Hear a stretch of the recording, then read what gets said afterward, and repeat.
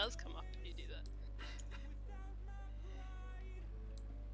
I reckon it'll be that Homer Simpson one, because I've definitely seen that one plenty. Either that or a GIF that is captioned Wii Shop music intensifies, because that's also... It's the one of SpongeBob sitting in the diner just with the coffee. Yeah, that's the stream. That's the stream vibes. Hello, internet.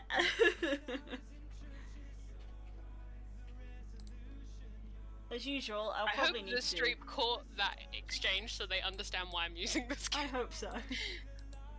If not, it's an Easter egg for me and you. I'm hoping that the audio levels are good. We will find out afterwards, most likely. Oh yeah, I need to open Twitch. Somebody has to. There may well be someone there. I don't know. Who knows what's going on? If you're in chat, could you speak up, please? Well, I can't see chat, so I don't. They might be speaking to us. Will the real Slim Shady please stand up? Jesus. We are on one tonight. Yeah, it's gonna be a weird one. It's gonna be a weird one, kids. My music's too loud. I can't hear the Twitch stream.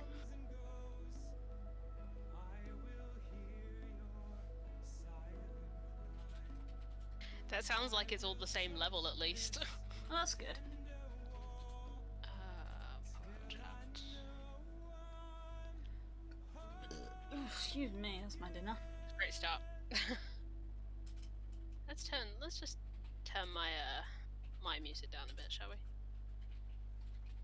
Mother can go a little less hard, just a little.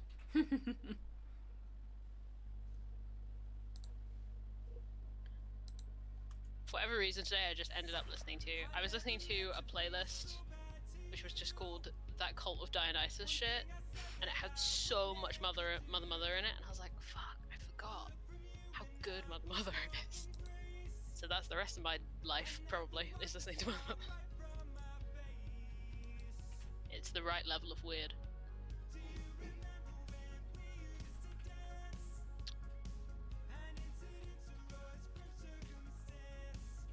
You gonna do what? I probably should, yeah. I feel like the stream could already see the Wii music starting to play in my head there for an instance, because I was kind of just staring at my screen, doing nothing. Hi, Dad. Hello.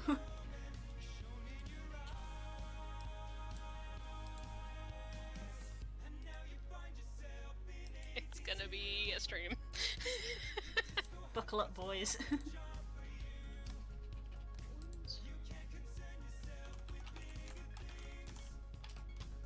I can confirm, Blue, that your next primal is not until Heavensward. Oh shit! I didn't realise Shiva was our last primal. For this expansion. Not your last primal! For this expansion!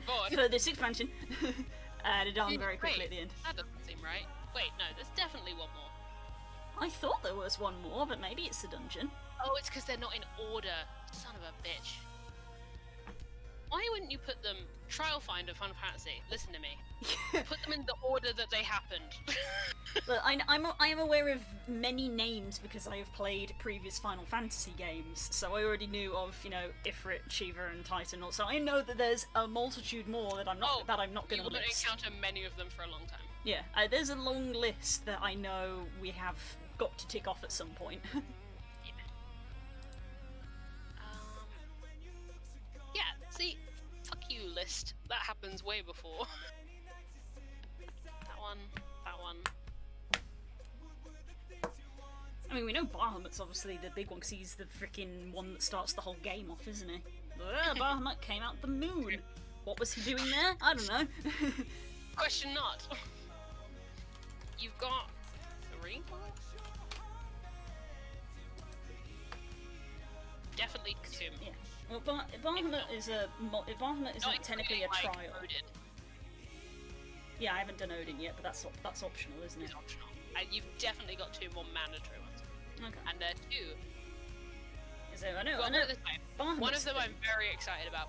One of them I would rather die than do again, but we're gonna do it. Thank you for hosting, Frog. Thank you, Love, love, Frog. love.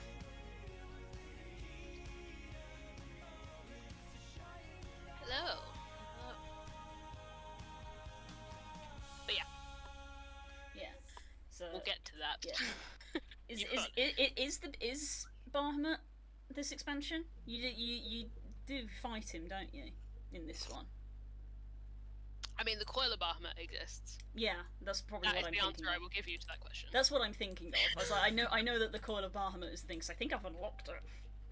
Yes, you have. Hi, Marsh. That's going to be a several weeks long endeavour for all of us. Yeah. It's weird because you said it wasn't mandatory, but the game treats it as though it is. The when you get into like Stormblood territory, it starts talking about things that happen at the end of Bahamut, Yeah. assuming that you have done it. Yeah. So me and Kay have been spoiled for a few bits of Bahamut because the game is like, you remember when this happened? We were like, No, sure don't. I'm sure it happened. It's gonna be weird though because it's gonna be going back in time for us, like because it's set during Realm Reborn.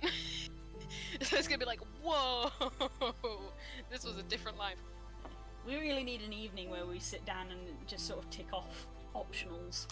Coil of Bahamut will be probably like a couple weeks. Weeks? Coil of Bahamut has 5 parts, each containing 6 dungeons. Fucking hell. I think. It's a lot. Every expansion has something like that. In End of Heaven's Ward, it's Alexander, and like the stuff it drops and the story in it are insane.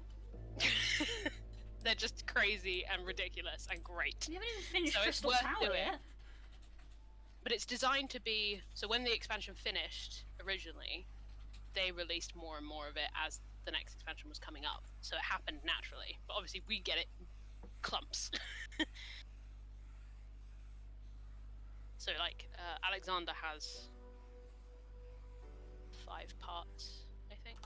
But that happened over like 3 years for the player base. Right. But we get it in. Yeah, so we do it all at once, but at the time it was like, here is part 1, you have 3 months to complete it, and then Yes. here is part 2. Yes. It's like that's happening right now with Eden and Bozja. That's what people are doing now. At level 80. Yeah, I've seen Twitter reference to something called Eden, but I obviously didn't look into it because I was like, that's probably spoilers. Good! It's very much spoilers. Yeah, but I see people just saying, oh, I'm gonna do more Eden tonight, and I'm like, Eden's raids. whatever that is. Eden is raids. There's generally 2 sets of raids and then like a Bahamut-esque thing between expansions. So Eden is one of the ones that they're working on at the moment. Well, I guess we should at least tick off the tower, because that one will literally stop us. Yeah, Crystal Tower, yeah, you have to, because otherwise things stop making sense real fast. So yes, we will do Crystal Tower. Crystal Tower's not very long. There's 3 parts. Yeah, It's the shortest raid sequence in the game. Yeah, we've done 1 already, so... Yeah, we got Sikaros Tower and then... Fun times. This is the 3rd part, it's fun times. Right, what am I doing today? Well, you mentioned World Anvil. I am looking through the windshield. I am looking at my World Anvil. Ha! Continue working. I was like, what was the last thing I did on World Anvil? It's an article called, this is how I remember being this bored. You know this by a different name, but this is its full name. This is a lore test for Blue. A treatise on the proper classification on those elements known together as magic. What a name, all in one go. God, I think I know what that is, but Jesus.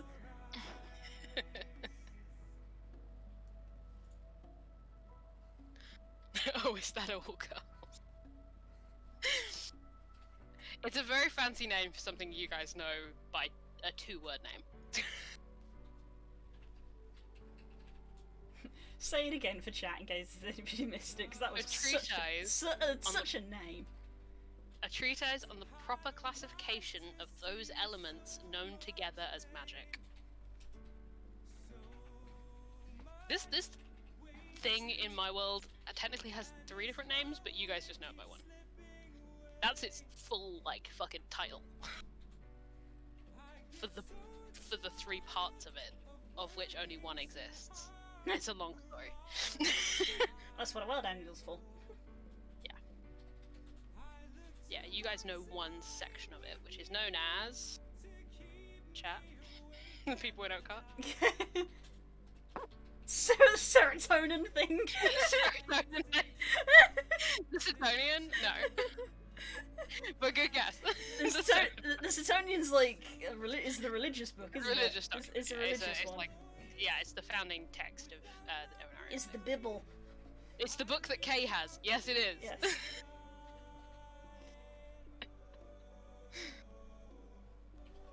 It's mostly, I'll give you guys a hint, it's mostly known by the guy who wrote it. Yeah, it's one of those things that's probably written down in my notes somewhere, but given it's not worth looking up. Yeah. I know it has a dude's name, yeah. This is Tullius' theorem, is what this is. There we go. Tullius. Yeah. I'm a humble Alessian, I don't know about Dominaria. Yeah, this is Tullius' theorem is what it's like known as.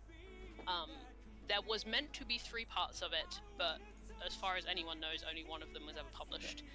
Calling it that is like the equivalent of the ones that we have, where we have like, you know, Newton's third law or something or whatever is like what people call it, but it, you know, the actual law is like the actual law is like, you know, a mathematical equation, but people refer to it as Newton's third law.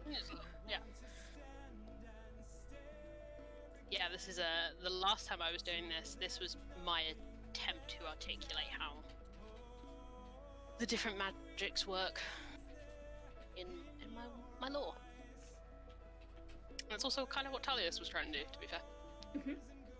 It's like, well, if you can cast magic because God, you can cast magic because nature, and also you can just cast magic, what the fuck is the difference? Is basically what Tullius' theorem is.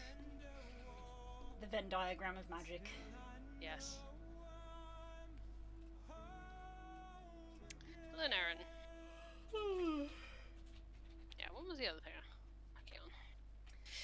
If I may ask, because I mean, this is certainly something that my character probably wouldn't know because she's not the intellectual type, but so I don't know if it's too meta for you to say. But does your world have like an actual system of how magic flows, in the sense that D&D uses the weave, which I'm a big fan of, which is that all magic sort of overlays over the world almost like a fabric of cloth, and doing magic is essentially pulling at the thread in the cloth. That's how D&D's universe of magic works, technically. Yes, it's similar to that. Okay. Yeah, this is part of what Tullius' theorem talks about, actually, is that there were a bunch of ideas about how, you know, that maybe you drew, when you cast magic, you drew on the energy of a different dimension, or that there was some resource that externally that you drew on. What the general understanding in my world is the one that comes from Tullius's, which is that I'm literally going to have to pull up my notes, but this is a good way to get my brain going.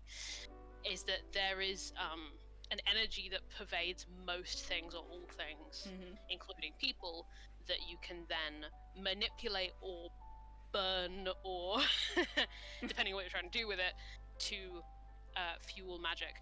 Okay. Tullius wasn't sure if arcanic magic and divine magic work differently in that regard. Whether divine magic doesn't consume anything, it's just given by a godly power. Was that something he hypothesized but never really spoke about, because he was part of the, you know, these 3 parts were meant to be on the different types of magic, and only the arcanic one was ever written or published. Yeah, I'll try and find. Because I assume I'm right in saying, because I literally only had the cinematic about a week or 2 ago, that obviously in Final Fantasy, for example, their magic system is the Aether. Yes. Well, it's similar, yeah. Yeah. Well, I guess a lot of magic systems that in high magic worlds are similar to the weave, because, you know, the general magic system is magic pervades everything, and people people just make different comparisons. So some might compare it to an ocean. D&D compares it to cloth and threads that you pull and things like, so if there's an anti-magic thing, then it literally like cuts a hole in the weave, and now there's just no magic there at all. It's just a hole. Yeah. And then it's like, you get rid of the anti-magic and the threads weave back together. Oh, Marsh, thank you for subbing. Hey. Mwah. You didn't have to give me a sub, but thank you very much. Everybody got to make sure you go, awoo! Yeah. Use the awoos for evil. That's the thing I say now. Yeah, this was the thing. It would appear rather than a physical place, astral, ethereal, or otherwise, other arcane and other arcane elements are more of a fabric or a liquid than a location. When we access those planes, we're really tapping into a supply of resource. After the Scaria formed this hypothesis, assuming you have sufficient arcane energy and the dimensional fabric is sufficiently malleable. Yeah. And he called it Arcanus, was the material that he called it. Please give us your mathematical theology of magic. I'm so fucking sorry. I don't apologise. I asked the question because I was curious. I don't know where it came from, but I was just sort of thinking about, I guess probably partially from Final Fantasy, since they talk about the Aether and the you just had your lecture on Aetheric. Yeah, and how like the Aether is like people's souls and stuff, because would you believe it or not, even Pokemon has a system like this, which has only sort of come forth in modern games, which is basically that in Pokemon it's not called magic, it's apparently referred to as infinity energy. Hey. And it suffuses all life, especially Pokemon, which is why you have Pokemon that can breathe fire and teleport and things like that. They are all suffused with this thing called infinity energy. Yeah. So I was curious, to say the least. But yeah, I've thought a lot about this, because when you guys were in Meganhold, a lot of the like theoretical debates about magic are ongoing. You guys kind of brushed up against the current debate in my world about whether druidic magic is magic, because the kind of dominant like academic understanding of magic kind of excludes druidic as kind of an anomaly and have asked no further questions. And there is a decent movement among druids to be acknowledged and recognized as a form of magic, but it's not Arcanus. It's not the same. It's not just Arcanus. It's not just Divinitas, which is divine. It is its own school of magic. It is different. It functions differently. That's what Seda was doing in Meganhold. Was all on that. Veerii's wild-shaped mistake. Many really became a subject of study. You find some druids or some people who are really into arcanic theory, probably. Oh god, did I bring water? Yeah, I did. I have 4 different drinks in front of me, as per usual. Stay hydrated. Everybody in chat has to have a drink. Yeah. And it has to be water. It has to be water. And if you don't have water, then go and get some. Go get it! Yeah, no, yeah. I like this stuff. So do I, really. I'm quite a big fan of magic theory. Yeah. Which is kind of funny, really, because the first time that I played a character who was, like, big on magic was also partially insane, and thus wouldn't research it in any way. Because it was just, yay, sparkly lights go boom! Hey. See, that's the thing I love about arcanic theory is, no matter what you kind of establish as the rules of your world, you're always gonna have people that make it not make sense. Yep. Like, sorcerers are insane. Not just literally in your case, but like... Why do you think I made her literally so? Because when I sort of just came over the concept, I was like, wild magic and uncontrolled. I was like, how are these people not nuts? Well, mine is, so there we go. Done.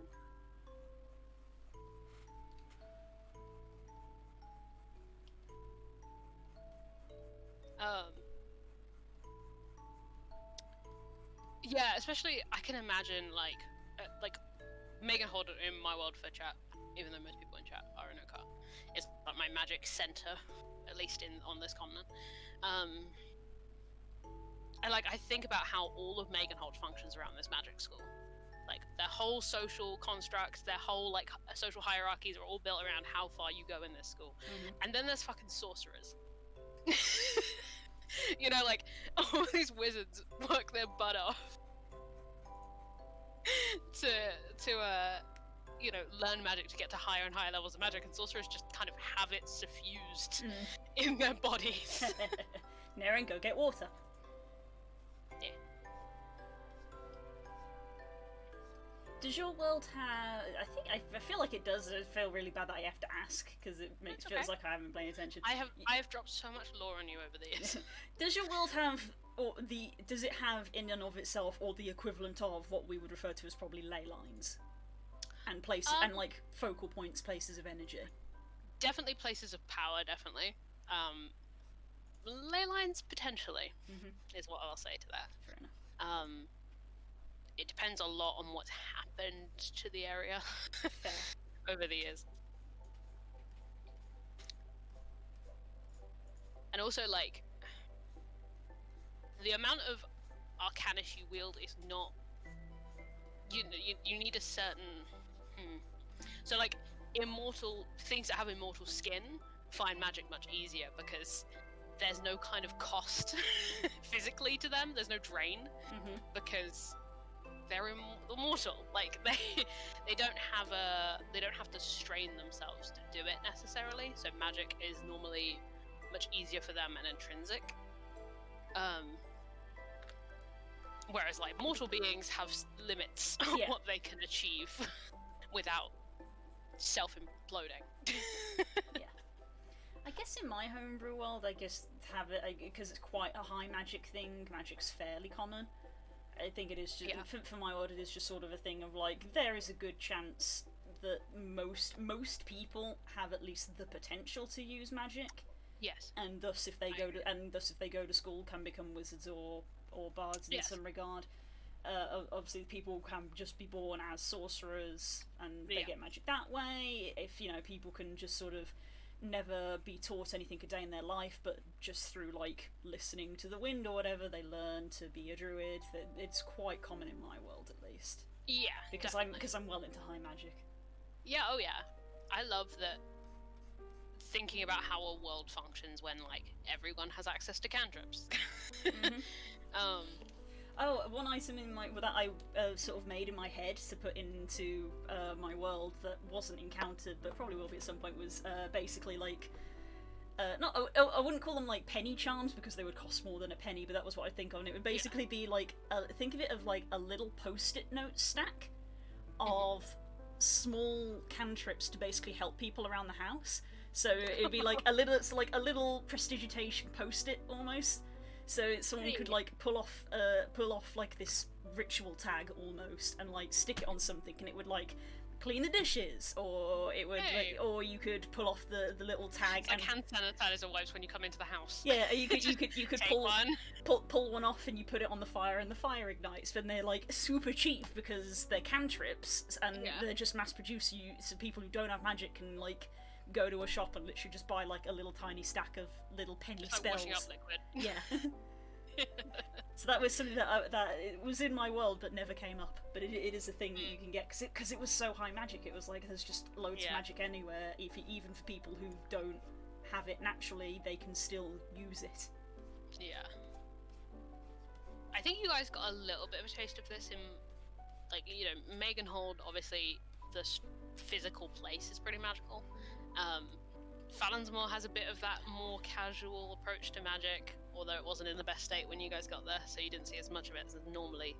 But, like, if you guys go to some of the more stable and wealthy nations in my world, there is going to be magic fucking everywhere. Because the nations that have got money and have got powerful mages, it's good shit. It's good shit. The Rustings is a little short on funds and also just like is in a civil war, so everything's a little weird.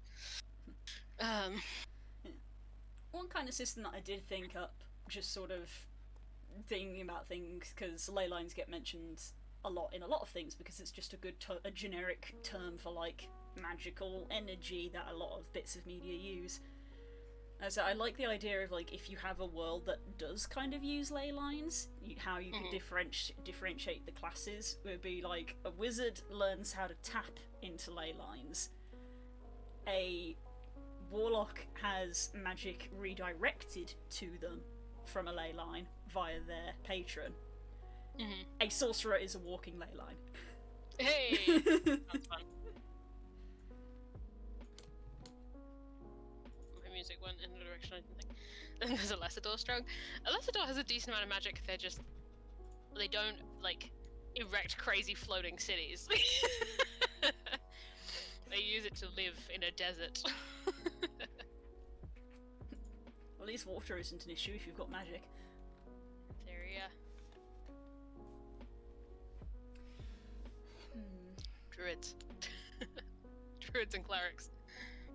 Yep. Food and water? Done. Yep. Create food, create water. No problem. God knows fucking Lord of Silver's made an economy out of it. Yeah, what's in my continue working? Tullius's... We give thanks.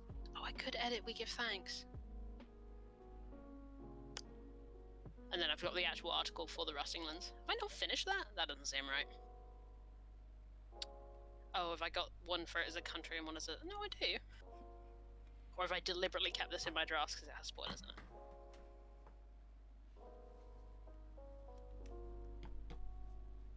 in it? Develop World Anvil so that when Project Dios goes live, you've got all the articles to link it up to.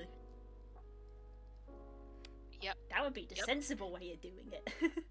Yeah. As I roast myself. My World Anvil. I need my World Anvil to be up to date because I'm constantly paranoid about contradicting myself, and I think I already have multiple times. Because a lot of the times I give answers to you guys privately, and sometimes I'm making a decision because I haven't thought about it, or I'm referring to notes that are older than other notes, or I refer to notes, lose those notes, and then make new ones. So it's like, I need to be more organized with this, otherwise things are going to start getting messy.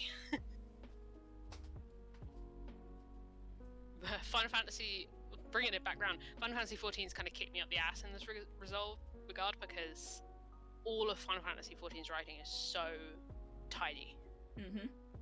Like, if they set something up, they will pay it off, and sometimes they'll pay it off more than once, miles down the road. All their world building, all their like core tenets of their world building are always consistent, and if there's an exception, there's a reason, and they're willing to explain it to you.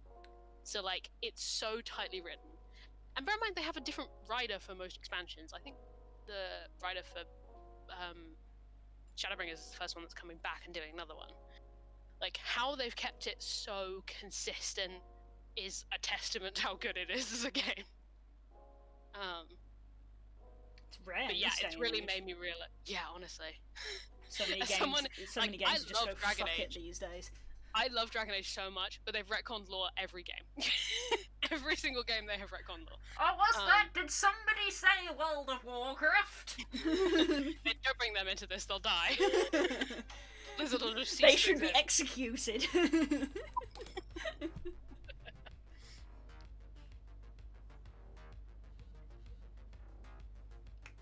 I don't envy you, Das, because you're on your second go-round of the same world. And it's, yeah, and Faerun is, pre-written. Partly not yours, yeah. Yeah, like, it's not yours, so yeah. it's in this weird in-between of, like, how you want it to be and how it's perceived by the general public. But obviously, it's your interpretation, so you do what the fuck you want. Yeah. So, like, good luck, mate. At least to some extent, if I have to just be like, oh yeah, it's this, no one can look it up and prove me wrong.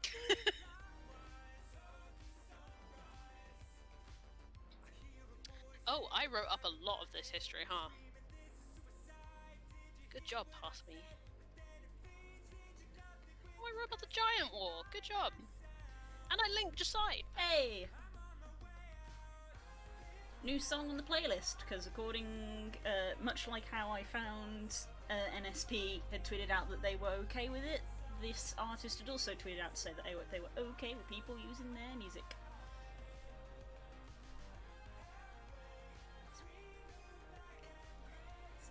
Place for light to waste away. The Giant War? Have you guys heard about the Giant War? Not actively. This is part of the Elven Divide. If you've heard of that. Not sure I know. No, this might be a thing that only Stacey knows about. Yeah, that might be a racial thing. I don't think us humans really know about that. You too. God damn it. It's very funny because, again, I'm just so nihilistic. Whenever culture drops low, I'm just like, there we go. And then behind me, there's just distant screaming of Das and Stacey of like, what do we do? And I'm just like, it's law. It'll come back to bite us. Go be kids. Yep. Just enjoy yourself. Hey, cool story, brah. Sip.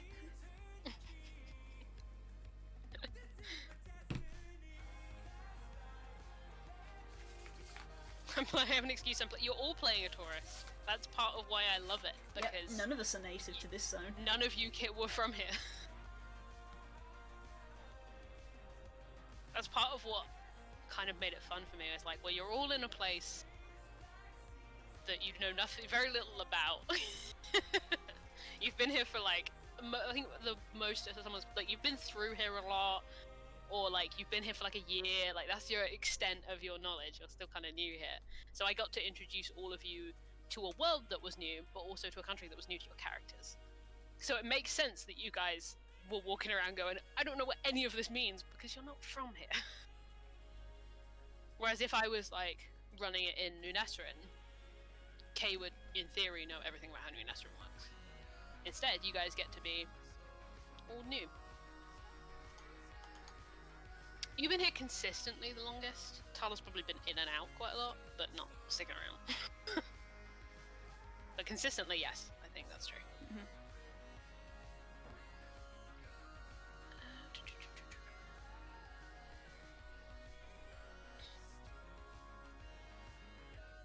Oh man, I did go into detail with this.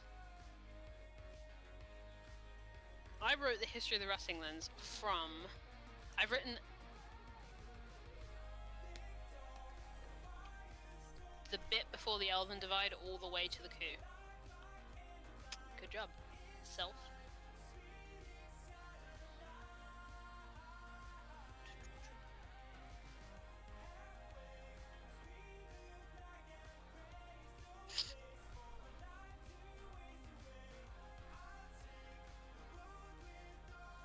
Oh, right, that's why I haven't finished typing it up, because... Yep. Yeah, I'll finish the Rusting Lands one up, shall I?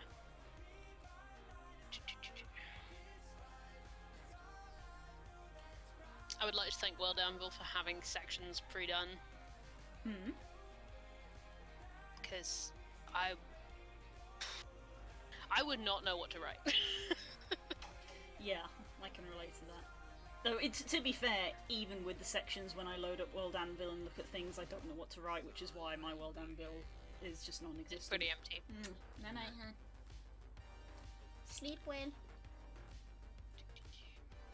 Yeah, my World Anvil is non-existent, and every sort of... Honestly, like, almost every week or so when I see, like, World Anvil themselves tweet out something, I always look at it and I'm like, I should really work on that, huh? Yeah, I feel but it's like literally not knowing where to start, because especially when you're at the very start, because you literally just have a blank slate and it's like, where do I even begin to make this? It's like, gotta make...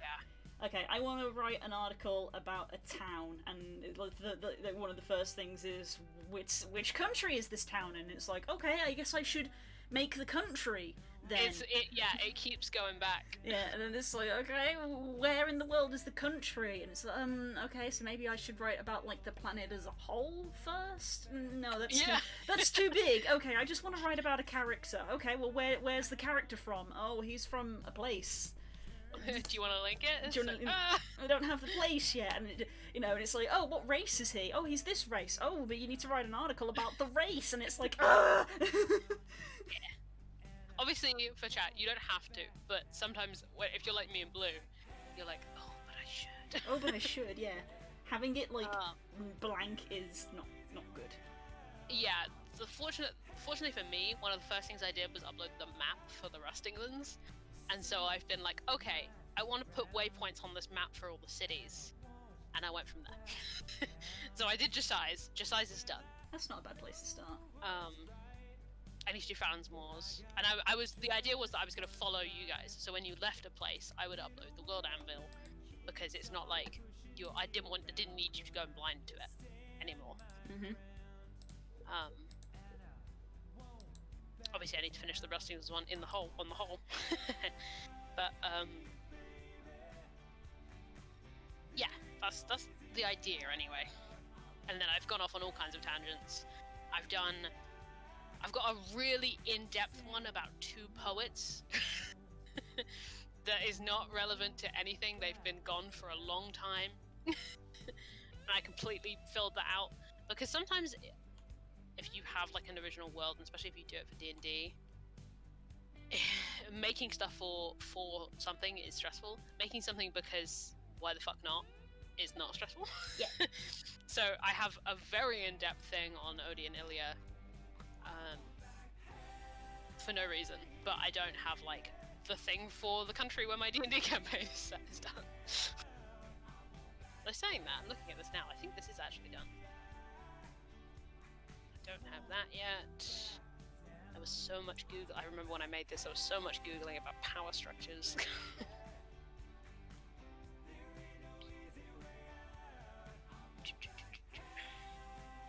It's interesting because World Anvil uses the same template for countries as it does for just any large organization.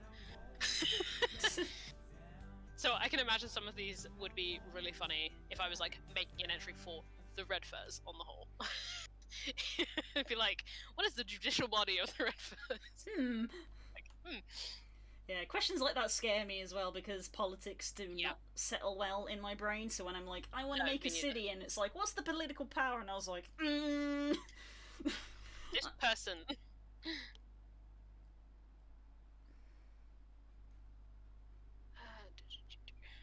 There was also a lot of Googling of like, what is the average population of a medieval city in like Europe? Who knows? Oh, right, this is the section that I needed to type up. This is the fun one. Really. Foreign relations. How do they get on with their neighboring countries? Well.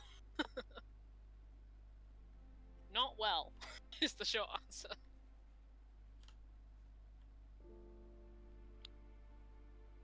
I remember when I was doing the entry for Haloria, Haloria, on its own. It's like, well, the thing with Haloria is just they're always at war, either internally or externally. Have I finished that one? I think I have.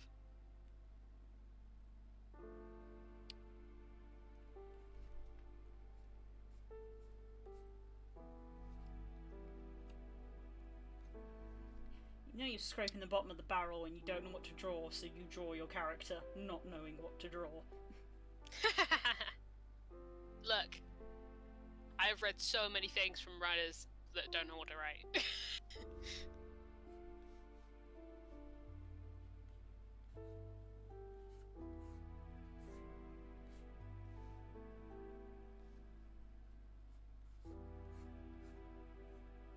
Jesus Christ, past me. Well, I opened the page for Haloria, which for again, I've got to remember to explain this stuff as if I'm not I'm not just talking to people who know what I'm talking about. Haloria is the continent where my D&D campaign is at currently. It is the continent that the Rustinglands is on, as well as 2 of the other big empires. It's kind of the hub of humans in my world. Mm-hmm. And I love on World Anvil you can make what looks like extracts from books and such. That's nice. So this is a quote that I've put on the Haloria page. The Haloria page is literally 2 paragraphs. It's very small. I think it's literally just here to link to other things. And it's from Observations on the Current State of Haloria Unknown. And the quote goes like this. And it's accurate, but it's also... the state of the continent is thus. It will forever be in discord. Disharmony is the inherent and natural state of Haloria. On the eve that the Aramorian Empire consumed the great nation of Zerantum, it plotted the future course of the continent it sits upon. Devonaria attacks the Rustinglands, Aramor attacks Devonaria. Conflict is the past, the present, and the future. The ghost of Zerantum hovering, reminding every leader and every state that one day they too may be the corpse hauled into the ocean. Fucking hell. That's a piece of world lore that you guys haven't really gone into, but you'll get that. Go big or go home. Yeah.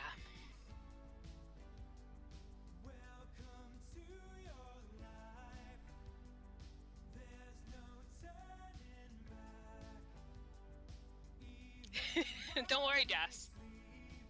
One day you too may be the corpse hauled into the ocean.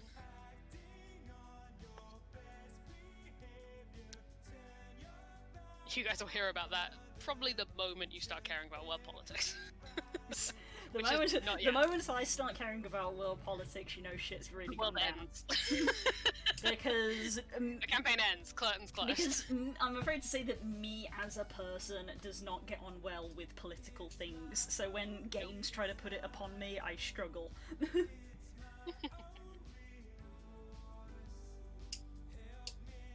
Well, politics is maybe not the best way to put it. World history, I suppose.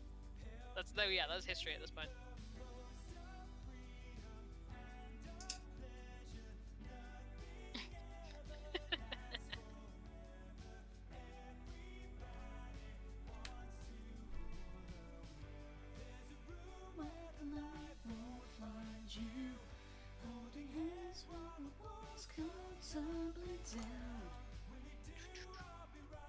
Oh, apparently the Rustinglands one is... Is it? Apparently it is. I should probably link what the fuck I'm talking about, huh? I think all the ones I have public can be accessed through this. Yeah. Don't know if that works. Minimize this window. What the fuck is on my desktop? Because the desktop is the graveyard of unfinished things.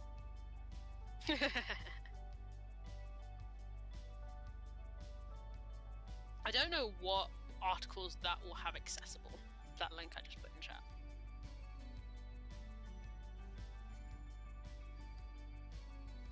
One day I'll have to do a map of all of Haloria. Or at least the other 2 countries properly. I have like a vague idea.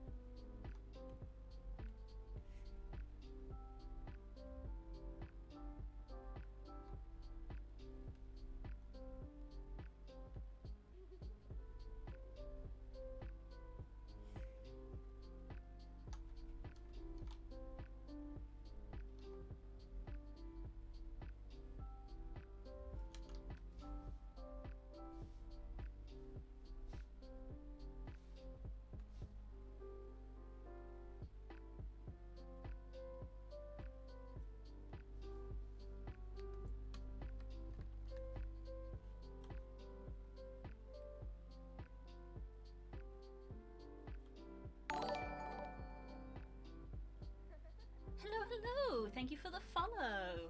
Nice to meet you.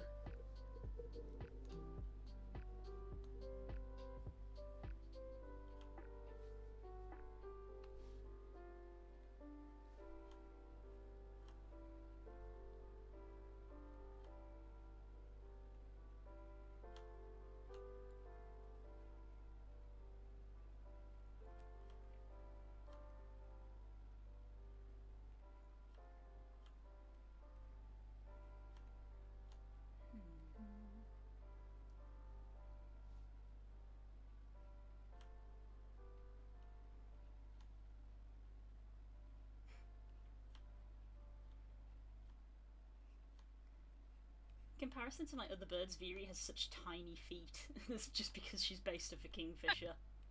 Oh yeah. They have such teeny tiny baby feet with teeny stubby claws. Like even Kika, who obviously is party baby, has got bigger claws than her just because she's based off an osprey. Got to carry her party around all the time. Party transport. Claws large for party transport. It's one of the major benefits of playing a bird. Yeah.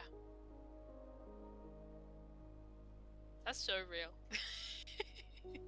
God knows I use Kika for airlifts enough. Kerox carry plenty of stuff as well. Then by the end of it, Roman was her common choice of. Yeah. It was just like you are little and struggle to get places, so I will carry you. Yeah. Also glory heavy. Glory heavy. Armor. Yeah. Glory ash heavy, much plate armor. Now Tian could probably manage glory. Yeah, just Tian ripped. Tian was Tonk. Yeah. Tonk as fuck. Fighter squad. One of the best damn warriors that the Aarakocra have churned out in generations. That fact remains true to this day. Hey.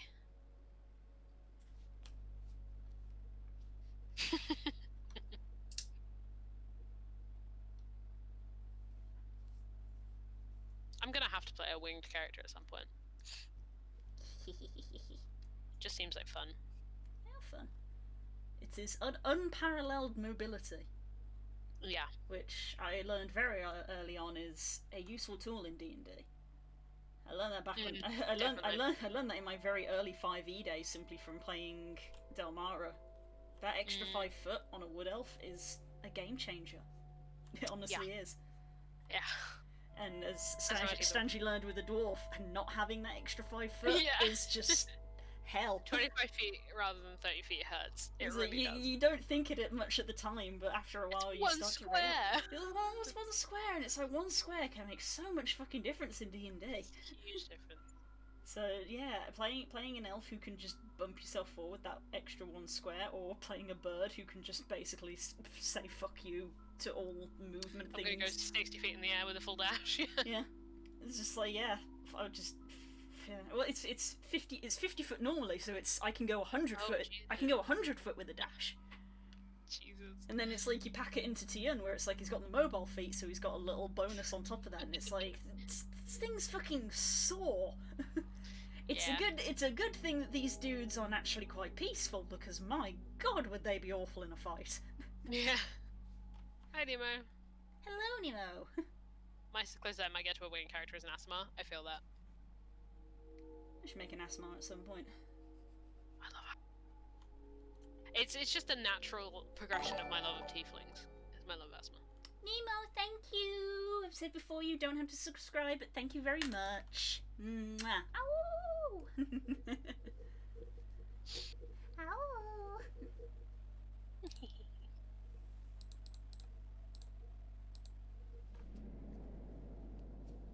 That's another article on this fucking thing I need to finish. Now that I think about it. What is it? 13? Be gone, 13. You're not welcome on the playlist. Oh god, no. Yes, Get that shit out of here. Yeah, that one song from Minecraft, you know the one. I'm being hunted. I think it was the song that I had playing in my secret lair when in the old server. Because I liked creeping people out. Yeah, it's the song of I'm being hunted, so yeah, I just clicked add all. Let's remove 13. Oh, goodbye, 13. I also like the one that just sounded like it would play in a haunted Victorian manner, but I seem to remember this was added in a patch. I don't think it's in the base game. Probably because they added in manners in a patch. Oh, I don't know if I was still playing Minecraft for that. No, that's quite a recent one. Mm. I say recent, it's probably a year old at this point, but let's be real. Bear in mind as well, I'm referring to a patch that probably was... I don't want to think about how long ago.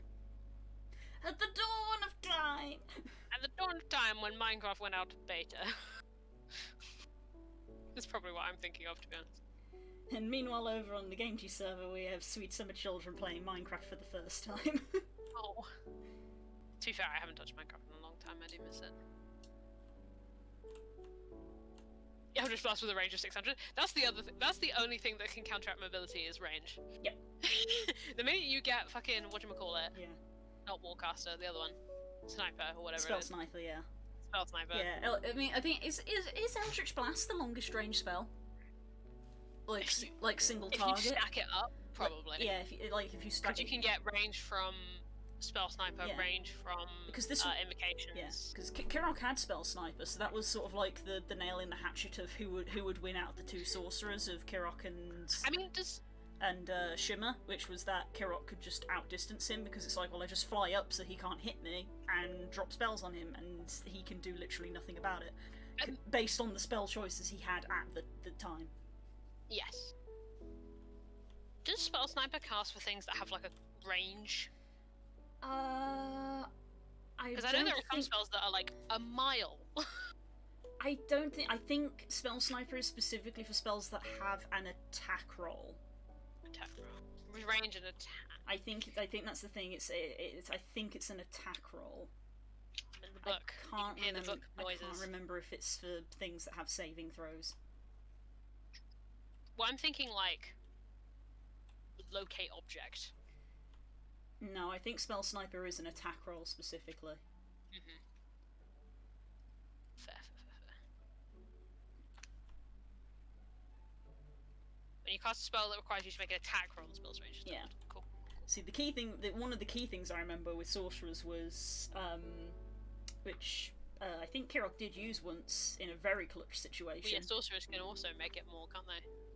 Yeah, sorcerers get one that increased their range, but I remember one that I can't remember the scenario. I think it was a clutch scenario because we were running away, which was Kirok had thing that lets you turn a touch spell into like 30-foot range.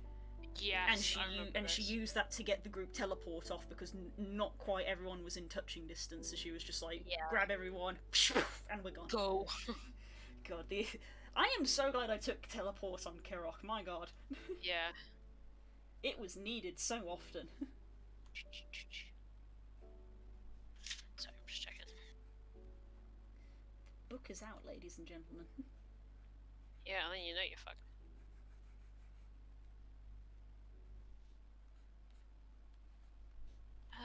Where are you?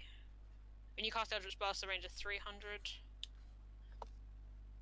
I'm assuming order of operations, if you had this and then would Spell Sniper double the 300? Yeah. Yeah. It just makes the range 300, so Spell Sniper would make it 6.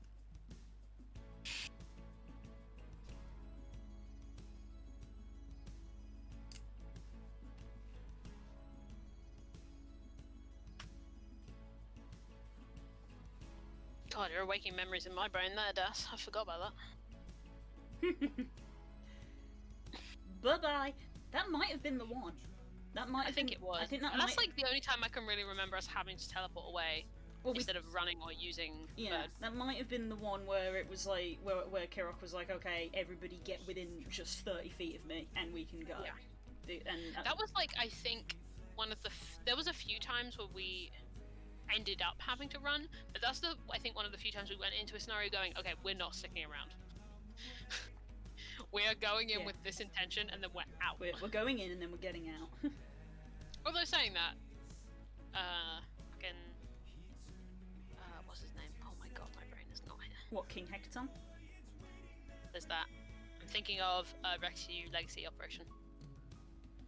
That was also... Yeah, Zalta. Yeah. That was also a, we're not sticking around, we get in, we get out. Yeah. It was always rescue missions. Yeah.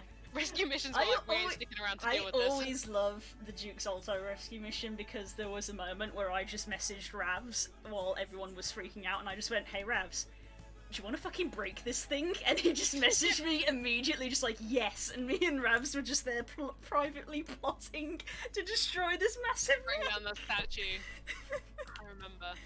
Because all of you guys were focusing. Games happening. Yeah. It was like you and Kay focusing on getting Legacy out. We were like right at the top of the map, weren't we? Yeah, you two were at the top, and then it was like Roman and Ash were like focusing on tanking shit. And then at the back was me and Durin literally doing shenanigans in the middle of this important boss fight. Hey, should we just start breaking shit? Hell yes! Let's start breaking shit. Beautiful. I'll distract him. God, that session is burned into my memory. Not just because I went on to write it and that helps me remember these things, but like, I just remember, like, me and you have RP conversations with like our eyes and our eyebrows quite a lot when we're RPing, where we have entire conversations. I just remember it was my turn and Kay had been messaging me like, "Go, just leave." And I was like, "No." And I literally like did the fucking line in the sand shit, and I remember looking at Kay in the camera and being like, "Varys, get Legacy, go." And I could see him like with his eyes being like, "No, get out of here." Like, we had a whole exchange. It's peak D&D.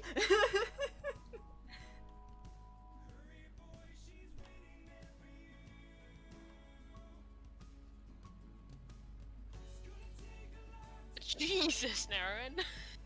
That is for chat.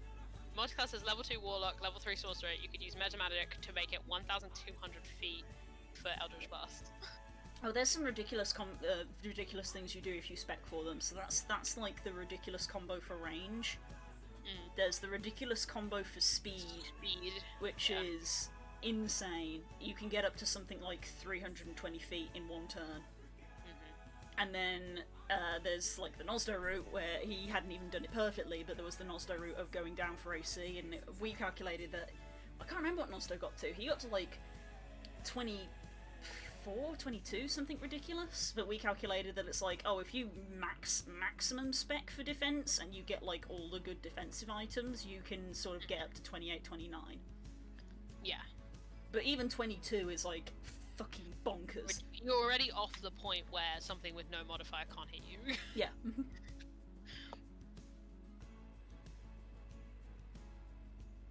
It's like, you know, when you get up to there, it's like you're in the range of having better. Already got ridiculous, I see. So you're in the range of having better armor than like an ancient dragon at that point, which is redonkulous. But it's one of those things where we looked at them. It's like, in the rules of D&D, you can do it. You gotta majorly spec into it, but it's feasible. Yeah, if you dedicate your life to this, you can do it. Yeah, so if you just set out and you're just like, I just want to make a character that has like not even God can hit. Yeah.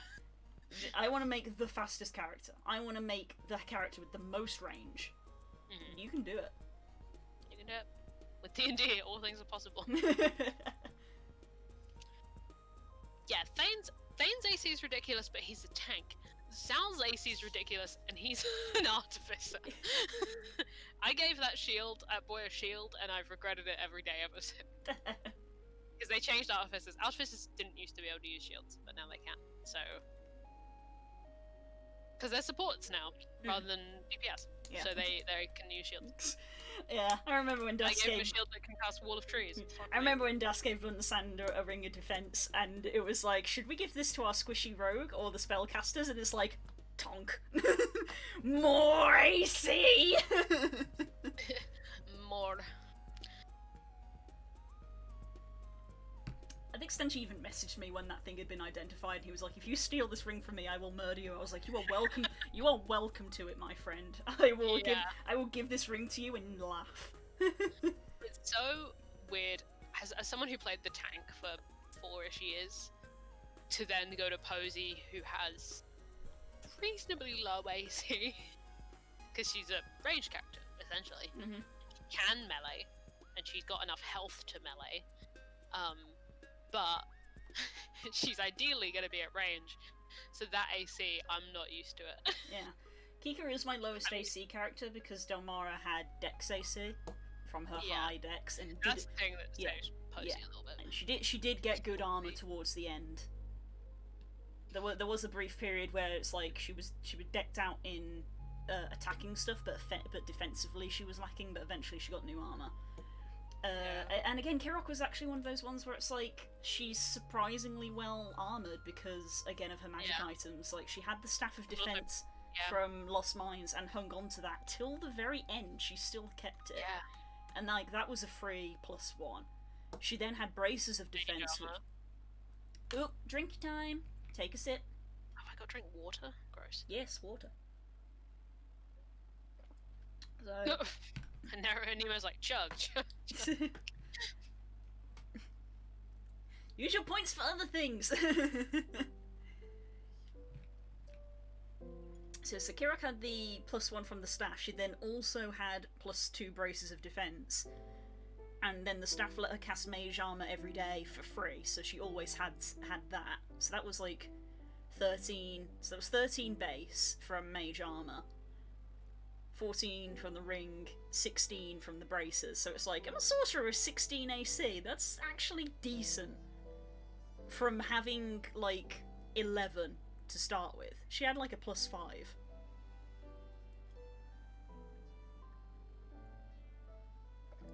Save your points. The key is to use them regularly, not to use them all at once. It's no good downing a litre of water. Curls, you're muted. I sure am. It's no good downing a litre of water in 5 seconds. You gotta do it gradually. You think you got a lot of points, Nemo? I moderate this stream. I'm here every hour. I have a lot of points. Maybe one day I'll make a higher tier thing for points, but for now it's just cheap ones. Yeah, that's fine. Higher tier points can be for gaming things. I don't know. But who knows? But yeah. God, I don't want to think about how high Glory are in the end. But then both Glory and Posey have kind of got the same route. My AC normally isn't like incredible. I always have a decent amount of health. I'm the reverse you. Cannot relate. I cannot relate in the slightest. Glory had like 200 HP at the end? I don't remember, but she had tough from level 3, so my she life. she really racked up. And then Posey, I've just been ungodly lucky to the point where I'm convinced she's gonna die any day. Do you know how upset I am at the fact that Tala is still not in triple digits?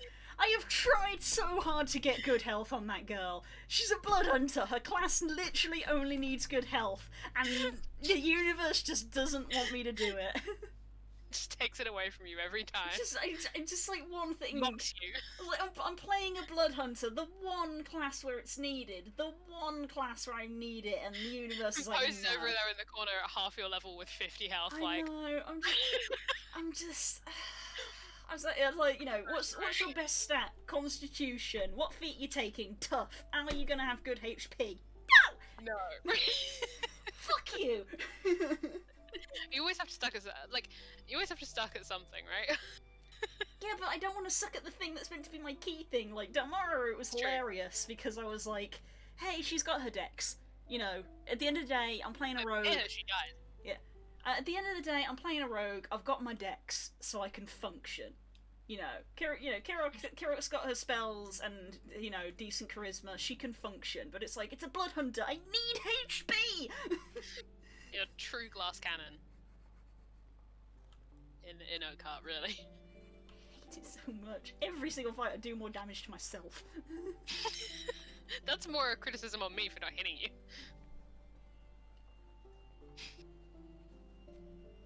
Not really, it's a compliment to our tank because he's doing his job. Yeah, that's very like true. in Final Fantasy, it's like, I'm being hit, you're supposed to be hit!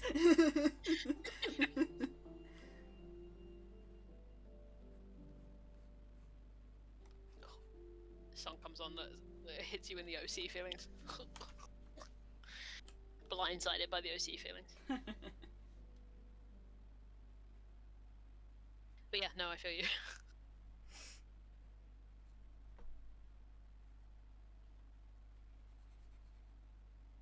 This is kind of how I feel about like my blanket not great stats.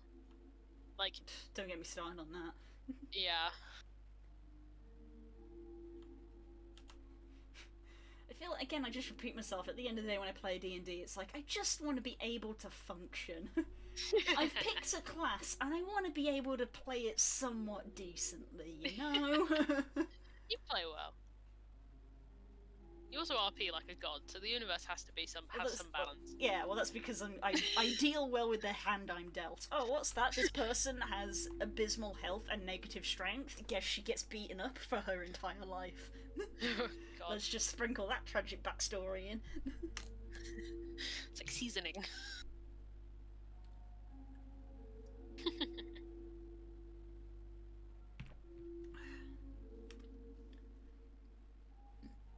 Oh, this song. That feel where every verse is like, no.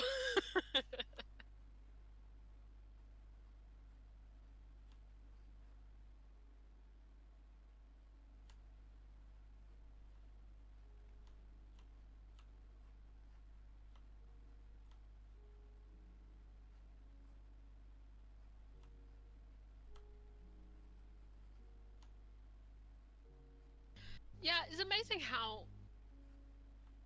with D&D stats you kind of contort yourself around them. I think that plays into my whole I need to like play the character a little bit to get to know them, because I sort of learn how their stats affect them as well. Again, Dalmara's negative strength is a great example, because honestly that negative strength ended up shaping pretty much her entire backstory. Yeah.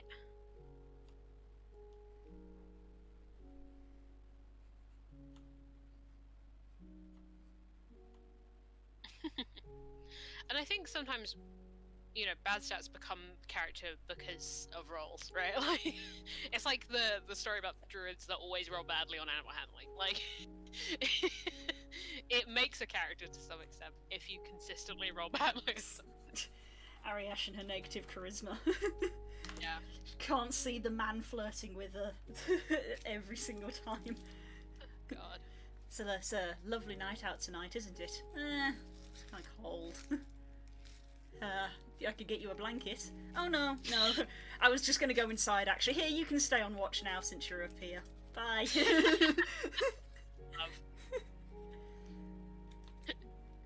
Haven't got enough charisma to fill a spoon. I remember it was always a thing in my head with Gloria of like, she always wants to talk her way out of a situation, but she's not very good at it. Because she wanted, what, a 7 charisma? So in my head it's like, she's always like, okay, we can settle this. And then they just draw weapons, so she's like, okay. Fine. I'm here to negotiate. I'm listening. I'm listening intently. So Gloria doesn't like intimidating people, so it's always just failed persuasions. Tala's negative charisma is just, yeah. Hilarious. I can't speak to people, but at least I know I can't speak to people. So I'm just gonna not try.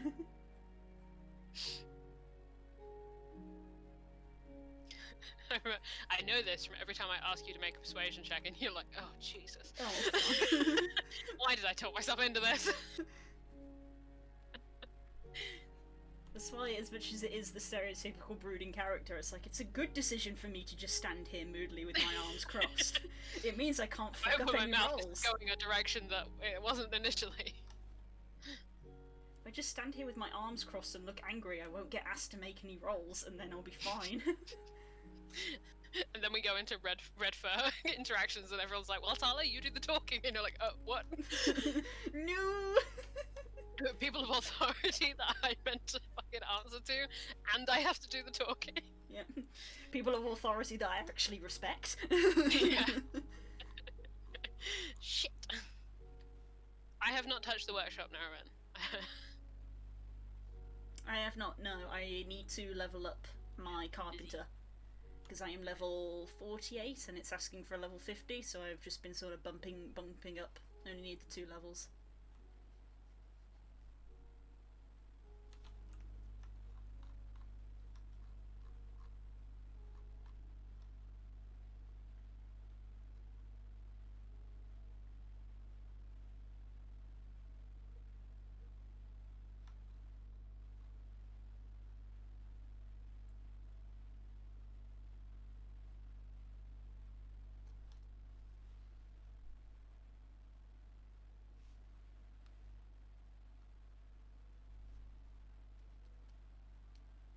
feel that, Stacey. I remember when I played Mara, not Mara, got Mara in the brain recently. I wonder why. You know why, Bill? I told you before stream. I know. Shh. Secrets. God, Marin, that's the name. Jesus, that's what my brain's like at the moment. That's the lag. That's the lag on my brain. They both begin with M and have ocean associations. Yeah. Came from similar places in my brain, probably. Yeah, Marin was all charisma. That's the only stat she had, and the idea was that that's how she she wasn't very smart, but she acted like it because it was all charisma. Was the idea, and I am not, as is evidenced by the last 2 minutes, very good at talking good.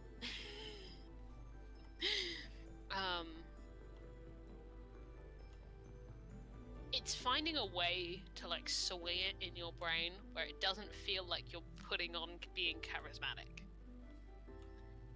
Because being charismatic is innate to some extent. I think that's your sort of first thing that you need to get over, is you need to stop trying to think, I need to be charismatic, because charismatic is such a vague thing that I think people picture a particular thing when they hear the word charismatic, and that's not what it is at all. No. I don't consider myself to be charismatic, but a lot of people that I have asked when we go on the topic of D&D have always said that charisma would be my top stat. And I don't consider myself to be charismatic. Yeah.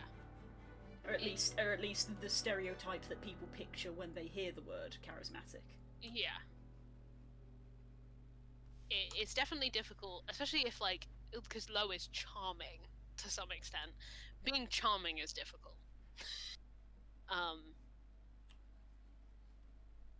So I get it, definitely. See, at least with Marin, she was just an asshole.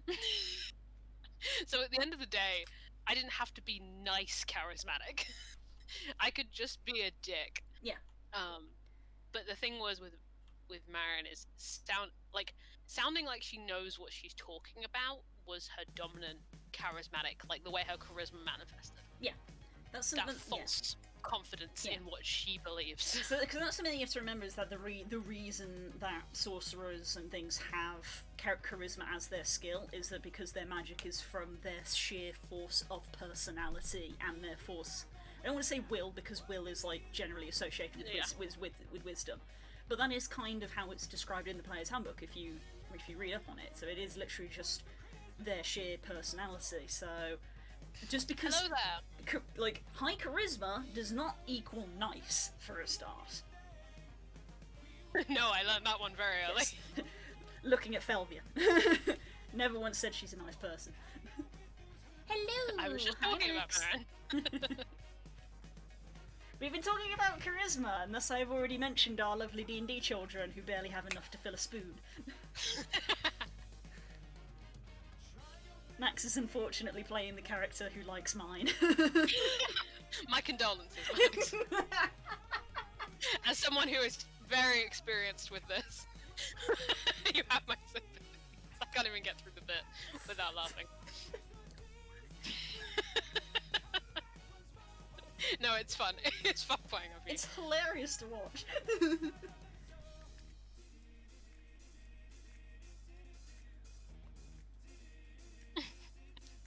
This is, if I ever witnessed it, I'd probably just be sitting there like this the whole time. It's like when I'm DMing and you guys are doing some goof and I'm like, I have to put on some kind of face. Yeah. Yeah, that's what, I suppose one benefit from these games is we don't put our webcams on, so I can make the most ridiculous faces. The amount of times where I'm there There is no photo evidence. I'm just sort of going just absolutely cry laughing in silence. Oh god. So she made low blush, bless. Oh. I try.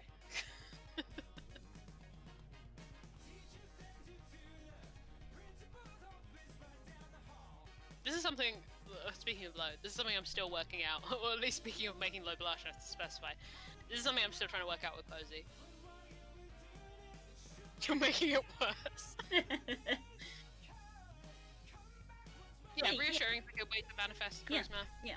Let's say charisma is actually quite a generic term. So when people try to apply it, you know, it doesn't say anything. Just saying, "Oh, my character's charismatic," that actually isn't describing your character in any way. Ow. Yeah. How were they charismatic? I think you can, like, if you've just made a character, this is I guess this is advice. If you just made a character and you're like, okay, they've got decent charisma, how does that manifest? I tend to look at, generally at some point, if depending on what class you have, you make a choice whether you want to be proficient in persuasion or intimidation. But I think that's actually a really good starting point for thinking about it, because that's a pretty good nexus. It's like, well, does it generally manifest in coming off as hostile or friendly? Does it come off as, is it directed to everyone or only certain people? You know, like, it's a good starting point. Yeah. Because at the end of the day, you know, if you're questioning someone, you're either going to intimidate them or persuade them. You know, you're not going to do both. You can't do both. You know, if you try to do one and then do the other, the person's not going to respond. One of them will counteract the other. Yeah, so you have to... You're trying to be persuasive but also threatening. Yeah. You're mostly being threatening. So you got to decide which one it is that you're using. But that doesn't even apply to, like, charismatic characters. That can just apply to characters in general. Like, that's one of those things that could be on a questionnaire, you know. So, you know, are they persuasion or intimidation? Damara intimidation, Talar intimidation, Kika persuasion, Kirok persuasion, Ariash intimidation. Glory would like to be persuasion, but is sometimes more intimidation, even though she always tries that way. Marin is 100%. Well, I suppose we should introduce deception into this.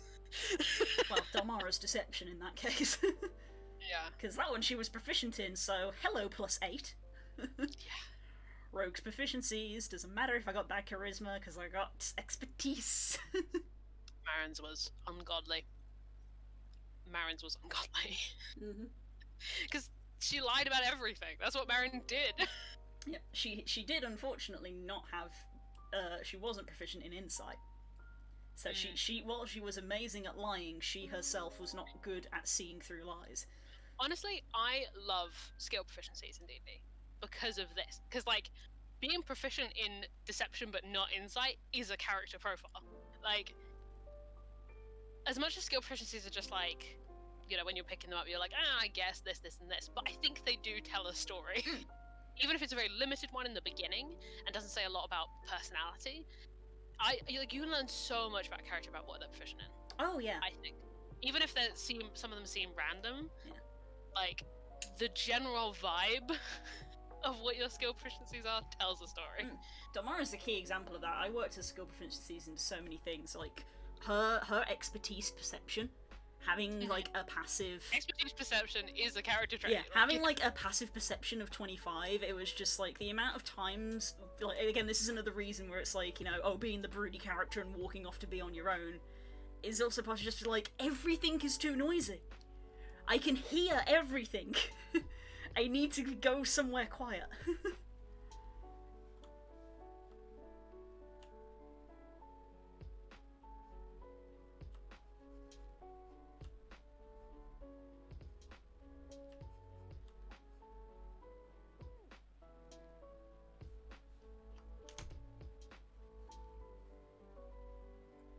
Hello, Core. Thank you for the save reminder. Thank you for the save reminder. I've just saved. Oh shit, I do actually have to worry about saving. Yeah, World Ambu doesn't auto-save. Not working Google Docs. I'm just going to do this by every so often copying what I have written, rather than saving and exiting this document every time. But yeah, I love this shit. I really want to look into how other systems do this kind of thing, because I know there are other systems that have massive skill lists. Oh yeah. Hey, all the versions of D&D had huge skill lists. Yeah. But that became a little bit too much because, unfortunately, I remember once being in a distinct scenario where it's like, oh, we're gonna sneak into the city that's surrounded by a moat, or we're gonna ford it, and it's like, okay, well, how many of you have the swim skill? And it's like, well, none of you know how to swim, and I was like, I'm sorry. Yeah. Don't know how to swim? What kind of ranger isn't gonna know how to swim? You go to survive in the wild. Yeah, there's a line to it, but I'm just interested in snooping about.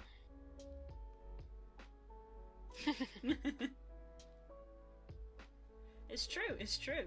Someone with ridiculously high deception meets someone with ridiculously high insight. Suddenly problems occur.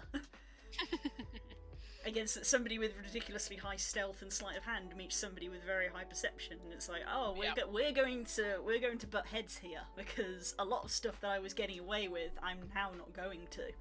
Yeah. I find it interesting. Like, I love playing characters with good insight. I love that moment in D&D where you're like, can I insight check this person? Like, it's probably evidenced by the fact that how many times I do it. I do it all the time. I love that moment of working something out about how a character's trying to play a situation, and that's probably an extension of my favourite part of D&D is RP. That is a good feeling, because there's a few times where I've actually done that without an insight check, and in some way doing it without an insight check is even better, because it's like, I worked that out. Yeah. I'm smart. Yeah.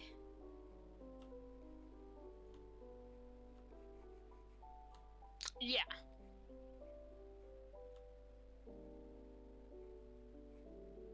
Yeah, Fate's Fail one of those ones that you've got kind of vague stats and then like specific skills. I did buy the Fate Core rulebook, and I have got it on the shelf. One day is going to be a stream of Blue finally reads the Fate Core rulebook, and I finally read the Dragon Age RPG rulebook. Maybe, because because I get that Fate Accelerated is the super stripped down version, but at the same time, it's like it almost seems like a shame to use the stripped down version, because there is a lot there. It's a thick book. But you're a deep end kind of person. If you're gonna learn a system, you'll be like, fuck it, give me the big shit. Well, duh. Why do you think I bought the book? Stacey goes, we're gonna play Fate Accelerated, and I buy the Fate Core handbook. Yeah. This is not even the system we're playing, and I bought it. Go big or go home. Again, I'm gonna have to watch Duga's Hollow Knight Fate game, because I quite like like the aesthetic of Hollow Knight, which is weird considering I hate insects. You're right. I did that thing again. Oh, not again. That bulb's gonna go one of these days, and it's gonna be just at a moment to scare the shit out of me, I'm sure. The camera will just be blackness, and we'll just hear the scream.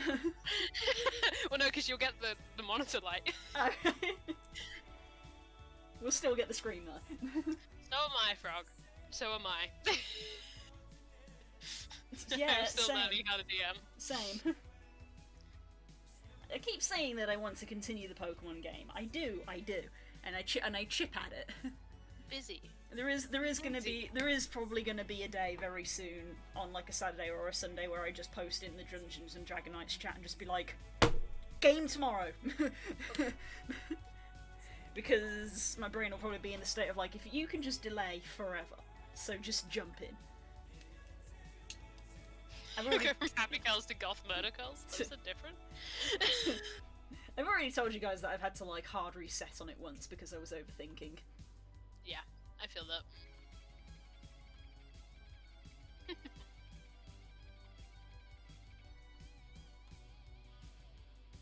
Ooh, excuse me. See you, Aaron. Bye.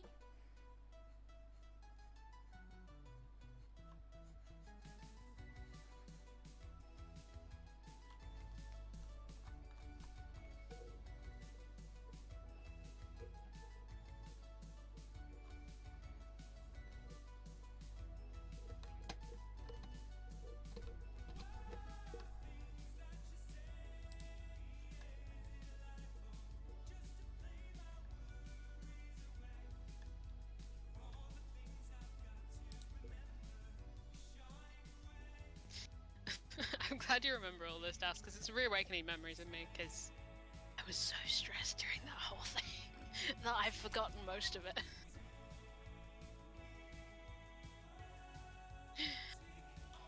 the thing no one warns you when you start DMing is like, yeah, you get these crazy moments, and then in those crazy moments, you are in charge.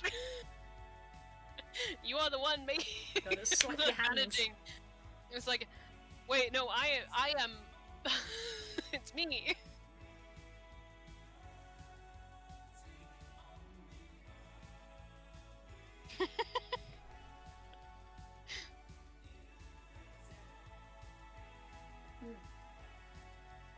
Das, have you made a White Dragonborn who's like a barbarian or a fighter?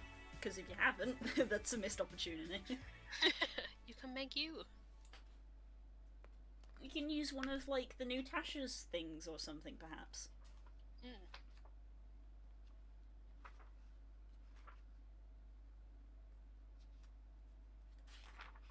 don't even know.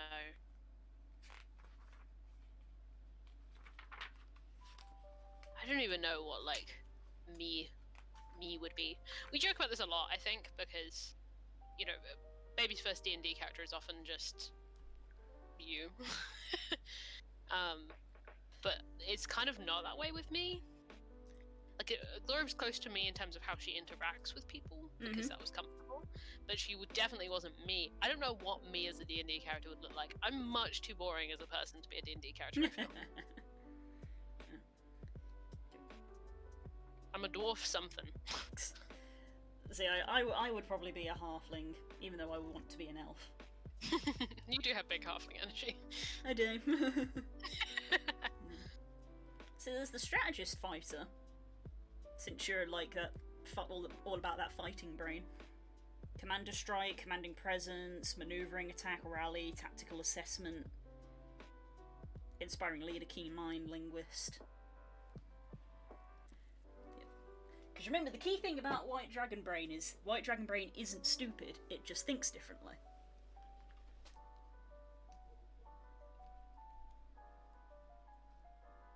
It's about that memory. Yeah, White Dragons aren't dumb, they just remember different things.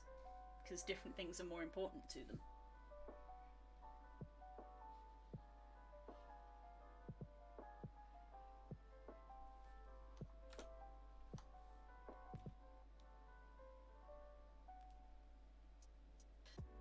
I don't know enough about D&D Dragons to comment, really. I leave that to you, Blue. I leave that to you when we encounter a dragon corpse in Blight Princess and Das describes it and you go, oh, that was a green dragon. Yeah. I know how to identify them, I know skeleton, the signs. not corpse, skeleton. Skeleton. I know how to identify them.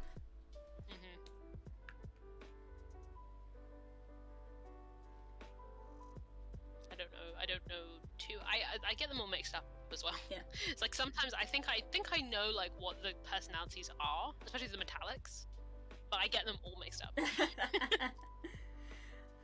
I mean, it's because they are. Brass and bronze. Who did this? To be fair, yeah. I imagine it's brass and copper that you mix up a lot because they're very similar personality-wise. Bronze. Is Copper the one who likes to goof? Yes. I'm trying to think. So I might be getting them mixed up now. I doubt it. Yeah, I think no. I think Copper. Yeah, I think Coppers might be the goofers. Yeah, because my NPC was a goofer and he was Copper. Brass are the talkers. Yeah. Who just rabbit on and on and on. Bronze dragons are like kind of your paladins in a way, because they tend to actually seek out like skirmishes and try to help people. Whereas golds don't actually tend to do that. No, they're a little holier than thou, aren't they? Yeah, they are a little bit, and they tend to keep to themselves. So bronzes are actually sort of like your paladins of I'm going to go out and do good things and help people. And they love a good fight every now and then. They're like, even though they don't have the ice breath, they're like the equivalent of the white dragons, personality-wise. And your boy Silver Dragon. Love myself some silvers. We love a silver dragon in this house. Just all around, just good beans. Good friend. Just generally... Friend-shaped. Yeah, really are. Just so friendly. Silver dragons are friend-shaped. They really are. They're just so nice. They're just really helpful. Happy to be here. Love a good silver dragon. And they have identifying wing shapes because they have double thumbs. Ah. Which is unique to silver dragons.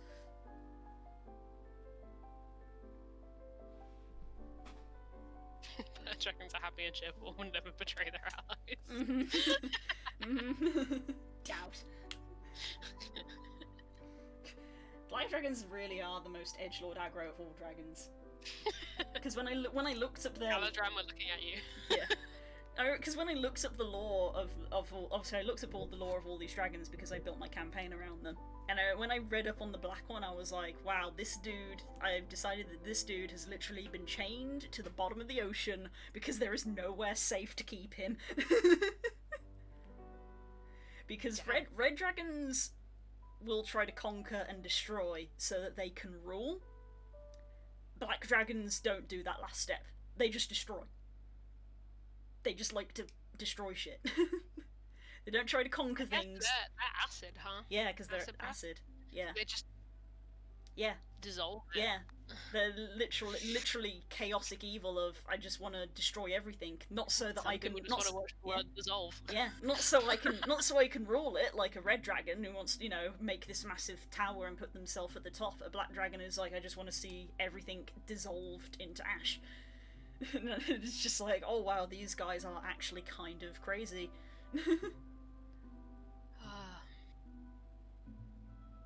I love me some dragons. Big fan. Hell yeah. Love me some dragons here. That's why I built my campaign around it. Yeah, we've talked about this previously, but yeah. Yeah.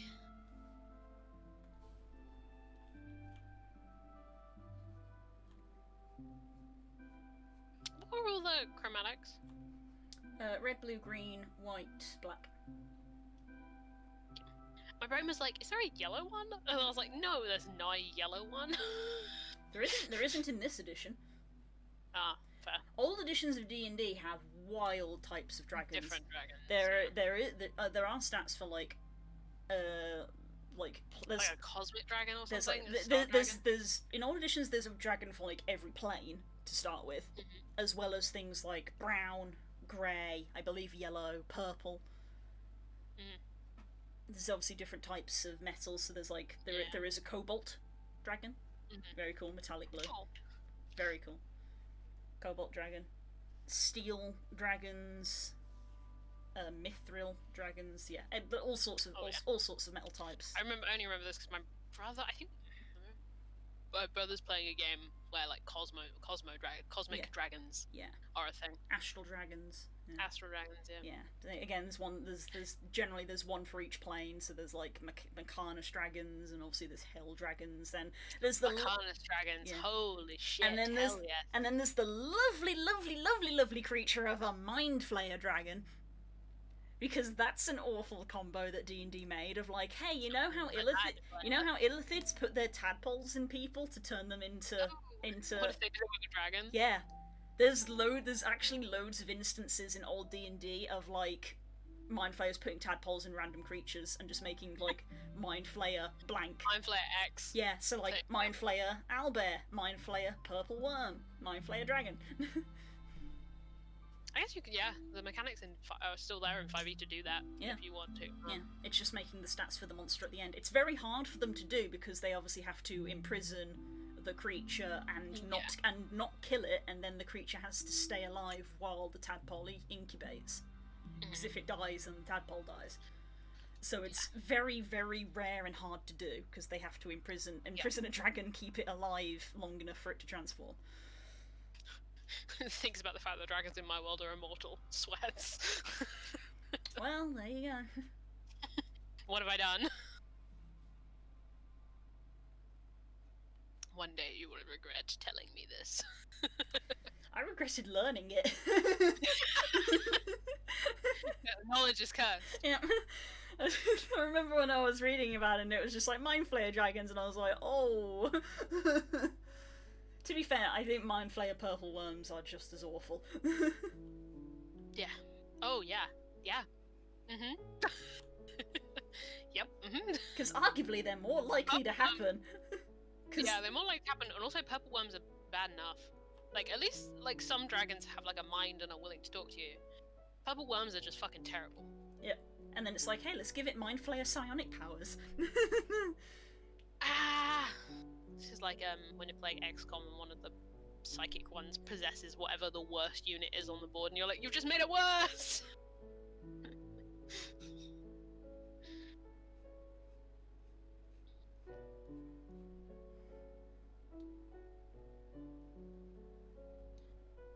Yeah. All Mind Flayer stuff is terrible. Can I say that? I do hate it because it is that kind of string of like horror that kind of, when the Baldur's Gate trailer came out and it was like, here's some Igor, and I'm like, oh, that's the sort of thing. Oh no. Please no. I don't get me wrong, I love that shit. Like, in terms of the vibe of it, I love it. But every time I hear something about something to do with Mind Flayers, I'm like, oh, that's awful. Like, not as in like it's bad, but as in like it's horrific. I love it, but it's horrific. I don't. It upsets me and sometimes genuinely makes me feel ill. Yeah. Still not a fan of Igor. Putting that out there again. Not a fan of that. No, absolutely not. But the idea of like an elder brain, that stuff's kind of fun. Kind of psionic things are fun. Yeah, Spook's a fan of psionics, so he's like the polar opposite of me, where I'm just like, hey, dragons! Yeah, you're at the two ends, yeah. I love me some dragons, and he's like, psionics and mind flayers, and I'm like, oh, I hate all of that stuff. I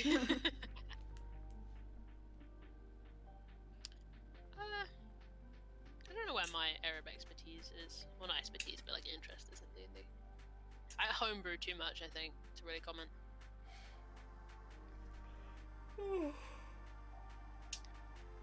Because I tend to take like the skin of a monster in D&D, take all the lore out of it, and put my own in. Spook quite likes a lot of the lore. Like he likes the demon and the demon and devil war demon, as well. Devil stuff. Yeah, whereas I'm there like, obviously he likes the planes as well because he made Back of Beyond, which is all about utilising planar stuff. Because he found a PDF for a D&D book all about all the plane stuff, and he's like, there's so much cool shit here that doesn't get used. I'm gonna make a campaign. Yeah. And then for his birthday last year, I bought him a physical copy of the book, which he did not expect. Hey, nice one. I do love the planar stuff, definitely. I've sprinkled a little of that into Okart. Especially like the Feywild, the Shadowfell, like the famous ones, like I love that shit. I love this is the Dragon Age nerd in me, because this is basically what the Fade is, but I love mirrors of the material plane that are different a little, like warped mirrors of the material plane. Yeah. So the Feywild I love for that, the Shadowfell I love for that. Yeah, that's what they are for in D&D basically, aren't they? Yeah. I just love that idea. I think this is from 2000s cartoons, but like the idea where you go into a world that's the same as yours, but just a little different. Oh yeah, 90s cartoons did that a lot, huh? Yeah. The one I always go back to, I've referenced this so many times, is the TMNT Same As It Never Was, which is Donatello gets propelled forward in time into a parallel dimension where Donatello disappeared at that moment. So Donatello just hasn't existed for 20, 30 years, and everything is terrible. Oof. Leo goes blind, Mikey loses an arm and something else, or none of them talk to each other anymore. The Shredder has like a crazy dictatorship dystopia world going on. It's fucking terrifying. It's a different cartoon to the rest of the show. Yeah, Casey died, yeah. April is like much older and has a machine gun for an arm. I love that shit. The uncanny valleys of settings. Yeah, that's me. I am the uncanny valley of people. That is the goal. It makes a lot of sense now you said that.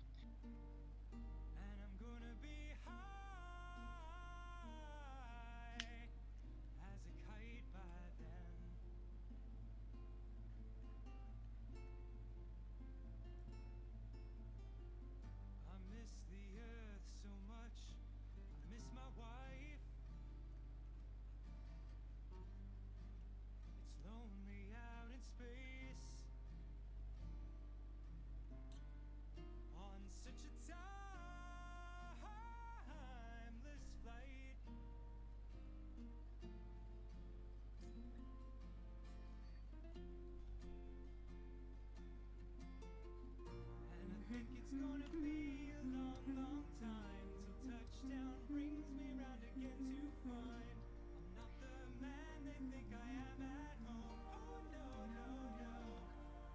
I'm a rocket man. Rocket man, burning his fuse out here alone. Yeah, definitely. Endless beard references.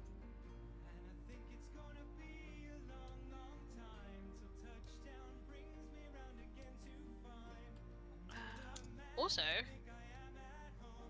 World Anfield does autosave. Nice.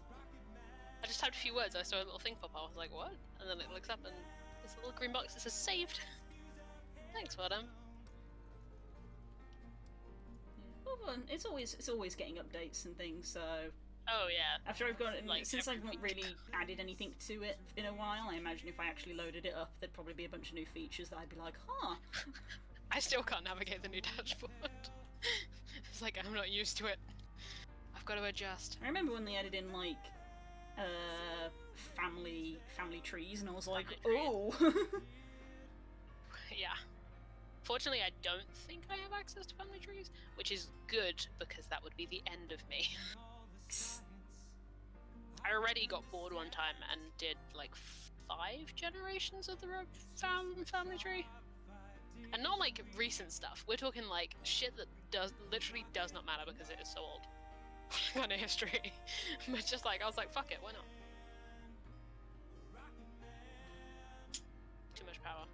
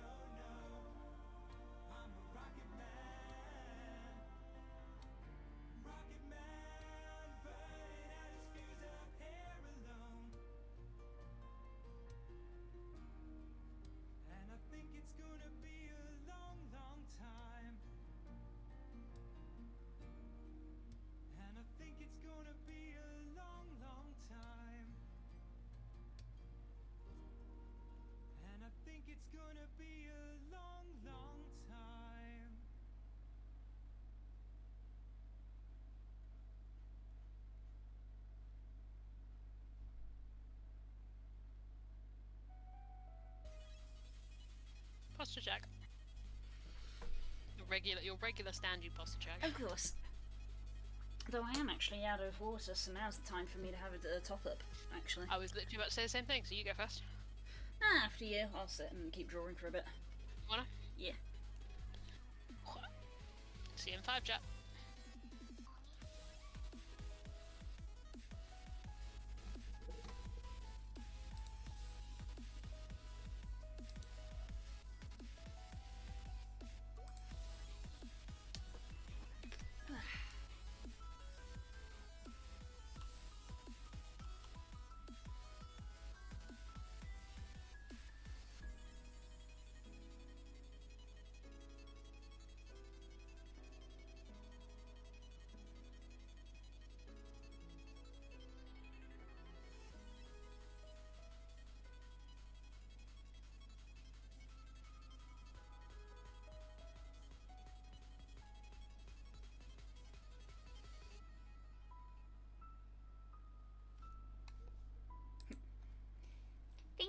this is Veerii. I play her in Spook's game.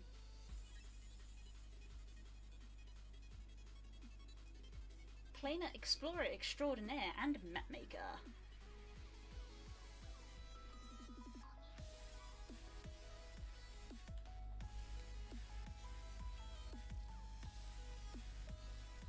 That's quite a cool one, cool. It's certainly different. Maybe they have like dragon scales infused into their body, and that's where they get their sorceress powers from.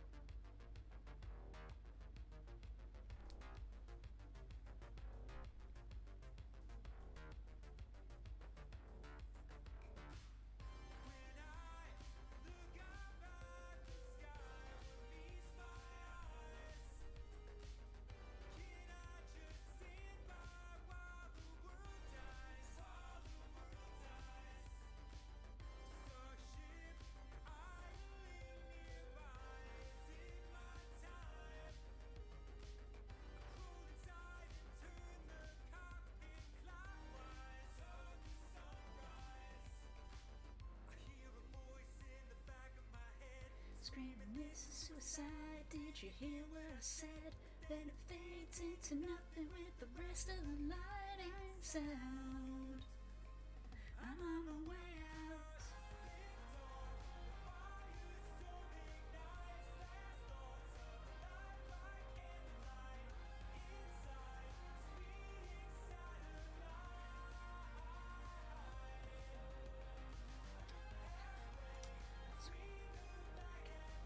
There's no place for the light to waste away.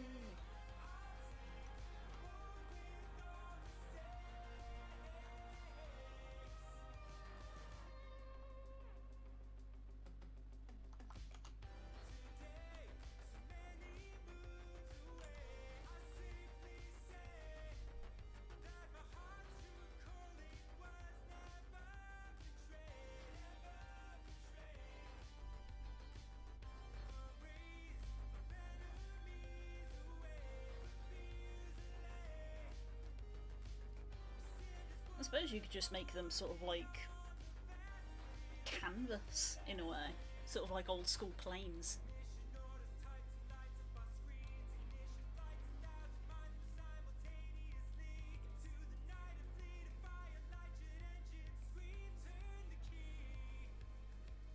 This is my destiny.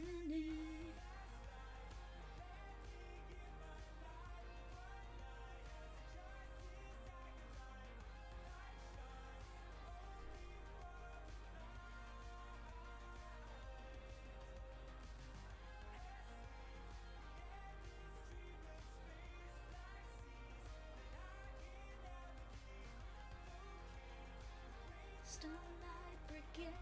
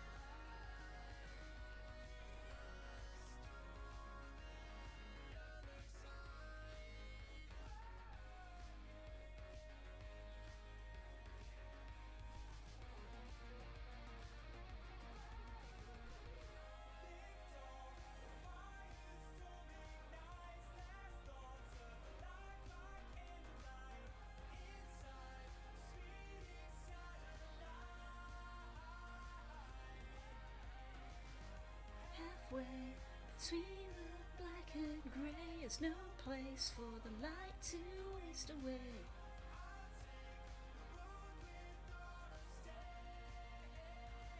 Starlight Brigade.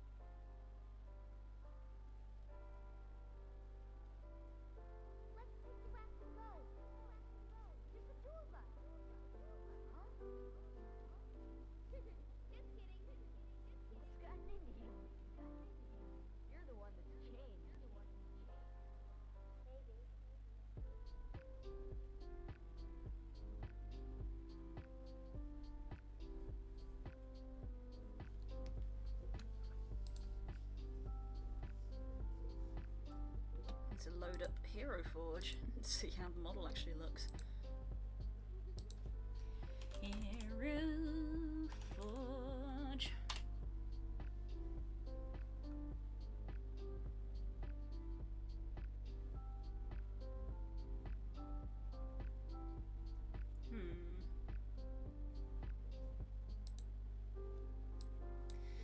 I need to log in.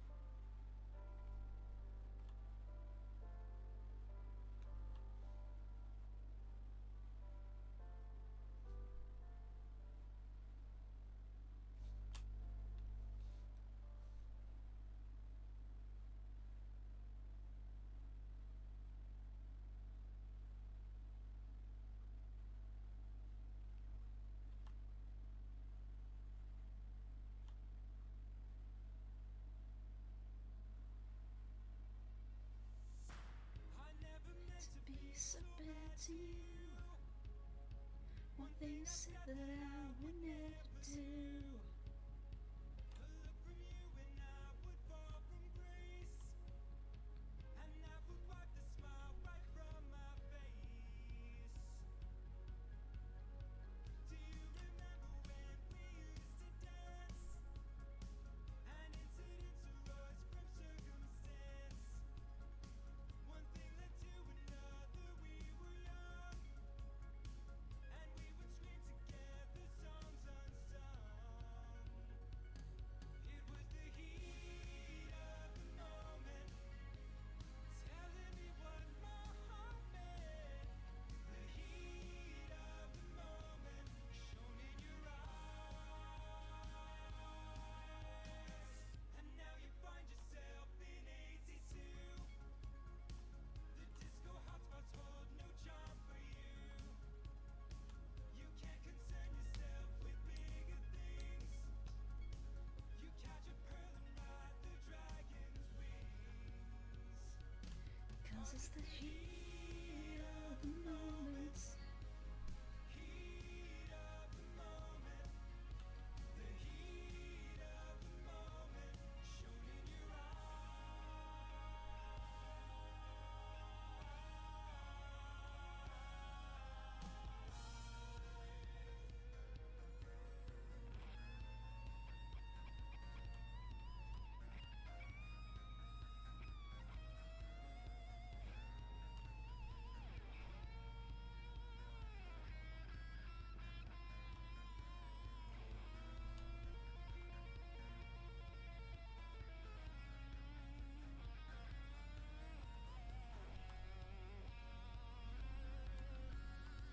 And when your looks are gone and you're alone, how many nights you sit beside the phone? What were the things you wanted for yourself? Teenage ambitions you remember well. It was the heat of the moment, telling you what your I can envision such a girls' night happening in the pocket dimension. Of, like, them all just like with little snacks that Zabazu's made. And like Maze is like stitching up some new clothing. And all the girls are just sort of sat together like painting nails and braiding each other's hair. And just like gossiping about the boys in the pocket dimension.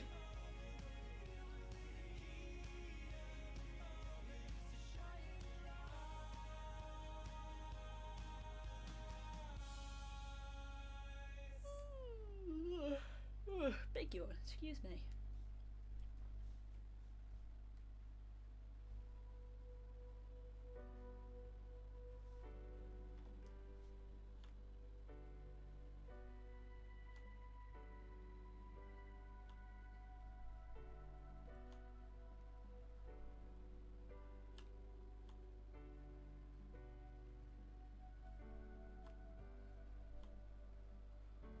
love. I get so lost sometimes. Days pass, and this emptiness fills my heart.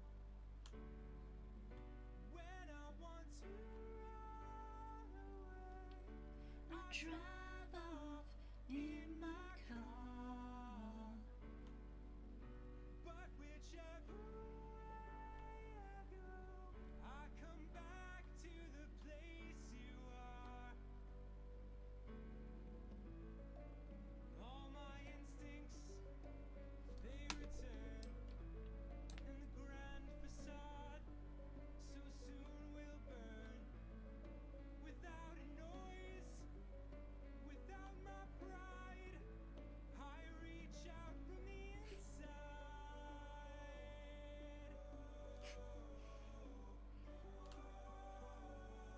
Tess Panda actually told me that, like, when he was going back through the footage of the first Aileron trip, he came to me and he actually said, like, I didn't realise you guys didn't know you were wanted. And I was like, of course we didn't know! If we'd known, we'd have said. And he was like, I feel bad for taking the mick out of you guys for it. And I was like, good, you should feel bad. We had no idea. Been falsely accused.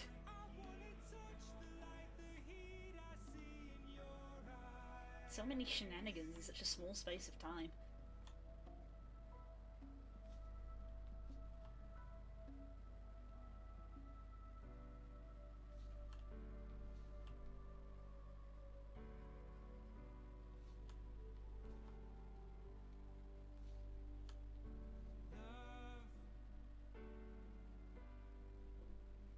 I don't like to see so much pain, so much wasted, and this moment keeps slipping away.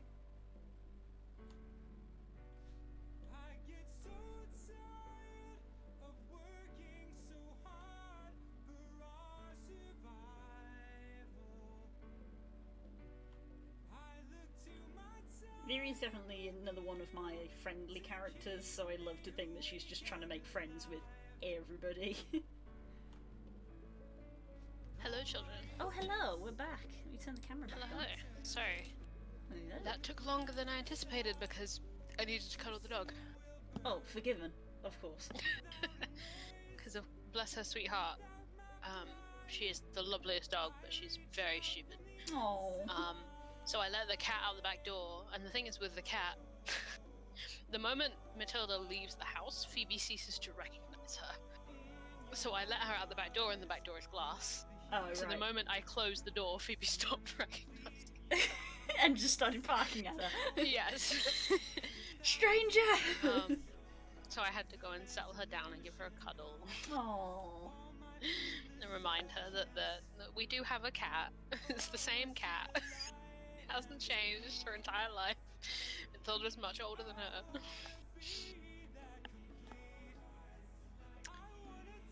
Yeah, you need water.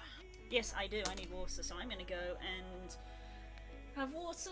Probably gonna make a cup of tea and probably also have a loo break. Do it. That's So, fine. yep. I suppose this I'm in charge. Yep. Anybody else in the chat? Go top up your drinks if you haven't done so already. If not, consider stretching your legs. Because we've been sat down for nearly 2 hours already. 4 hours. Yeah. So yeah, closer to 3 hours. I'm gonna actually. try and drink all of this before and not touch this anymore. Be gone. Cast it aside. It's going on the floor. You're more sensible than me, because if it were me, I would probably yeet it over on the bed. I do not trust myself to put that lid on properly. I know that from experience. Fair. Very fair. If I yeeted that, that would go Everywhere. everywhere. Fair. There's carpet on this floor. Yeah, don't make that mistake. I've gotten used to living with hardwood floor. Laminate, yeah. Yeah, which is weird because I grew up with carpet my entire life and prefer carpet, I'll be honest. I went the other way. Right. I also prefer the carpet. Right, back in a bit, guys. See boo. I'm in charge now. How are we, chat? How we doing? What's going on?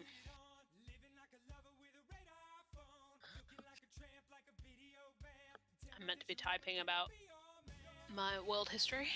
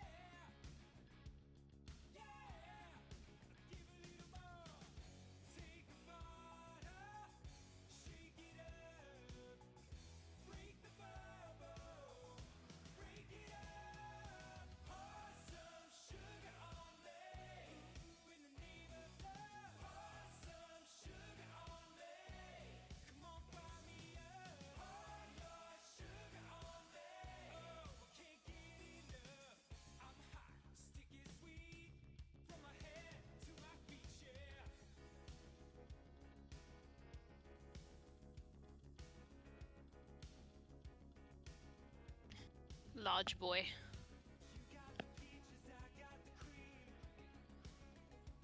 I imagine he's like the main pillar of this cuddle pile that you're drawing.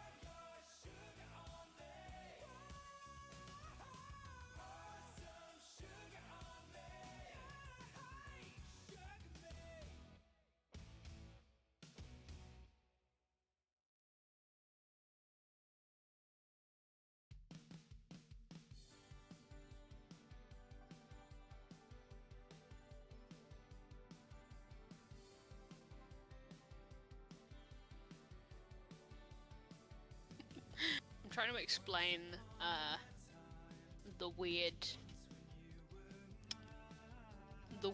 dynamic between the Rustinglands and its two neighbors currently. It's like they get along sort of. It's one of those situations where there's a long history of like the ruling class having beef, but on like an average person's level, there's actually a lot of overlap. So, you know, Devonaria and the Rustinglands have such a bloody conflict in history, but they also share a religion, a dominant religion. So, and the Aramor and the Rustinglands is kind of the same, in that every well-known Holoria lives in fear of Aramor to some extent, but because Aramor is kind of such a blend at this point where it's absorbed so many other nations, that there's like such a overlap in community, shall I say. It's an interesting one. It's an interesting one to try and articulate.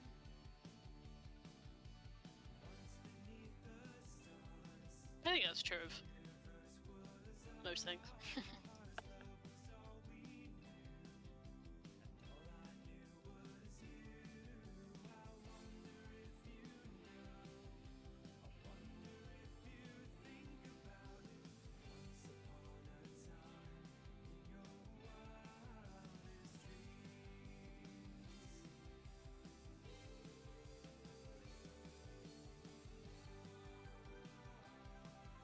It's that time again when I forget all the names of all the people who are currently in charge of these countries.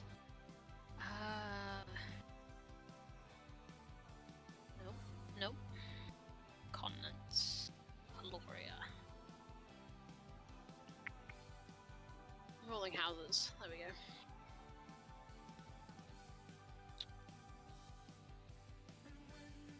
go. Right. Valerian, I remember.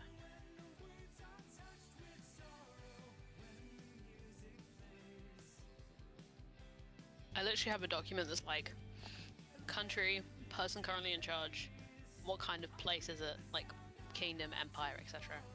And what are like their monarch called. So in this case, I am looking for the Emperor Radiant. No, I'm not. The Emperor. Emperor Radiant and the Emperor are two different people.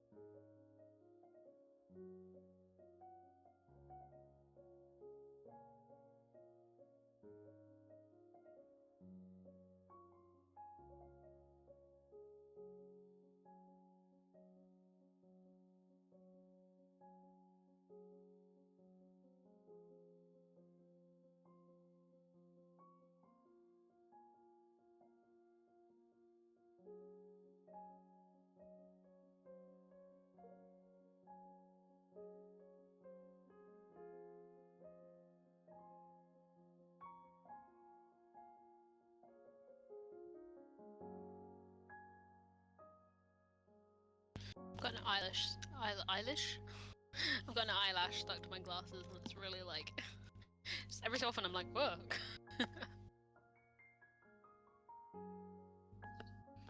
Oh, I hear noises. I hear sounds.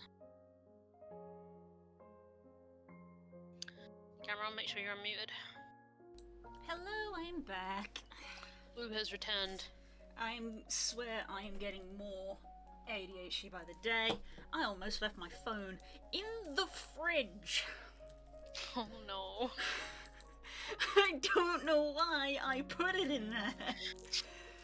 It just ended up there. It ended up there, and yeah, I was in the mood for snack, but I was also like, I need to resist getting a huge snack this late at night, so I got a little piece of cheese, and when I went to fetch the cheese, I just sort of looked, I was like, where's my phone? This can go here. So why is my phone on the shelf? Presumably it must have gone there when I put the milk in the fridge for the tea.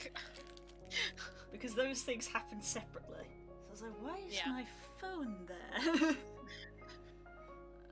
It's like the Leonardo DiCaprio meme. Do you think the pandemic has seen an uprise in people thinking that maybe they have ADHD as they realise they're stuck at home and they struggle to like do basic things? As soon as they don't have like a thing of, oh, I wake up, I go to work, and I do my job. As soon as they're just sort of left, their brain just potentially frazzles. Because mine certainly feels like that. Because I feel like we've talking about it a lot over the last few months, but I feel like I've also just seen a lot about it on like the socials. Yeah. Of people like. It might be just as well that we know a lot of people with ADHD. True, because we all get it. Because people with ADHD tend to get on well with one another because they understand how they work. Oof. I am not a therapist. I am not qualified to answer these questions. This is true.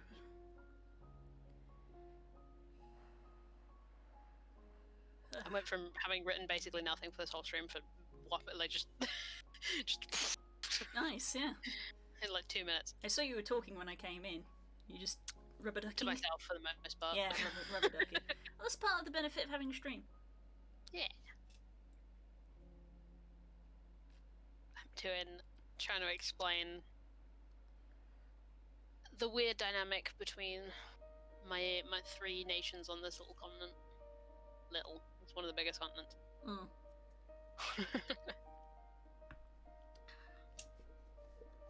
Trying to articulate how this one kingdom has survived in the face of these 2 massive empires that have consumed every nation that was there before.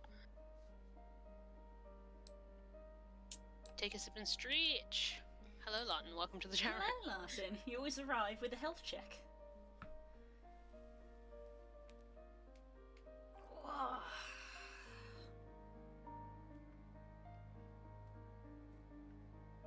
Remember that all of the health checks are mutual. If you see a health check, you are obligated to do it as well. We'd have to do it, so do you. Mm-hmm.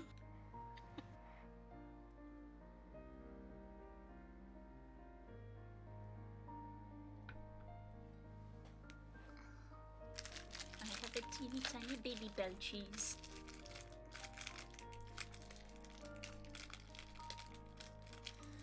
And how are you doing this evening, good sir?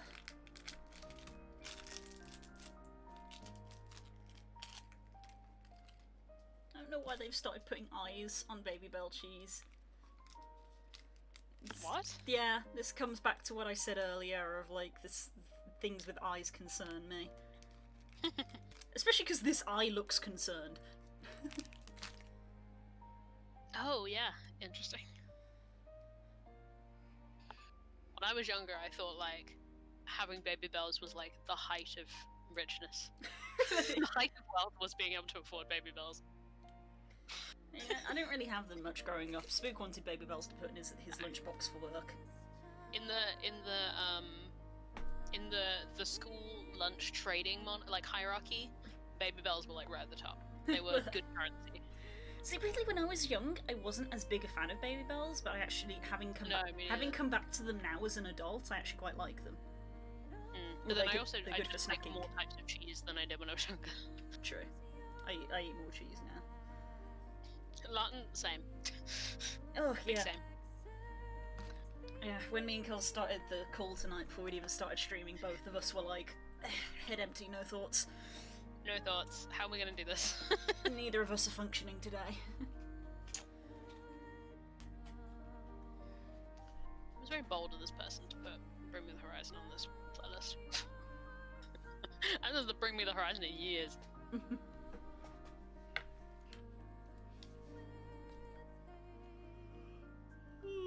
Goes hard though.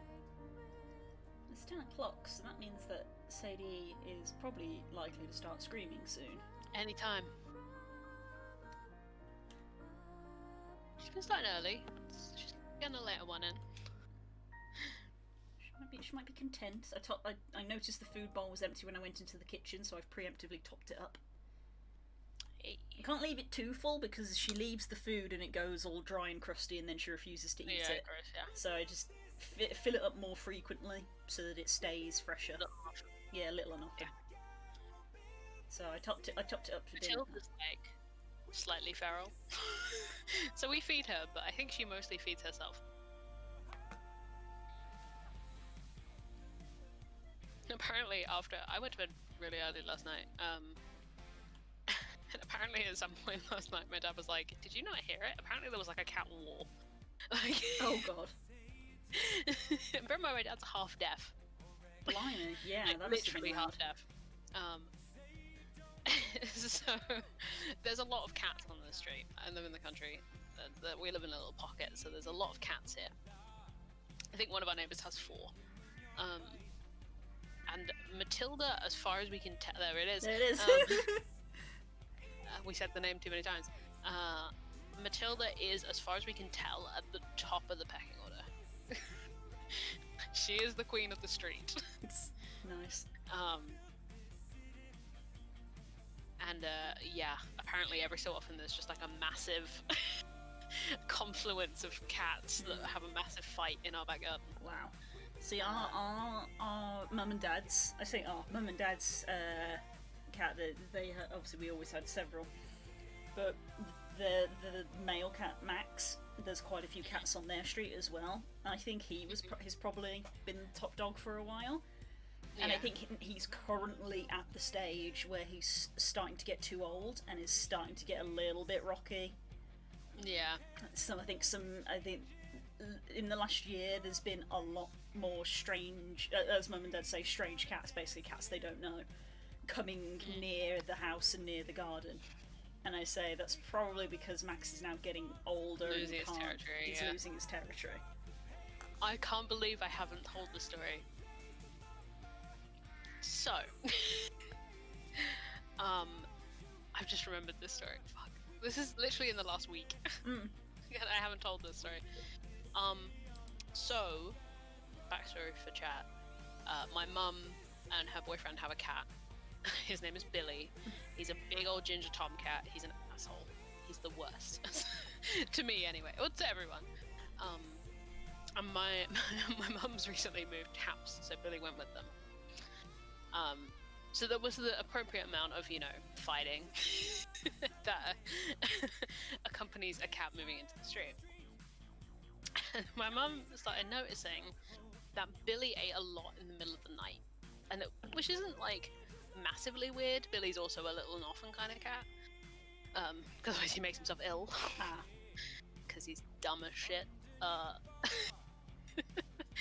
And we were like, she was like, well, fill it up. You know, my mum will go to bed at like 1ish in the morning, and then she'll get up at 6, and it will be gone. It's like, that's like, I put like extra food in there. How is he eating so much?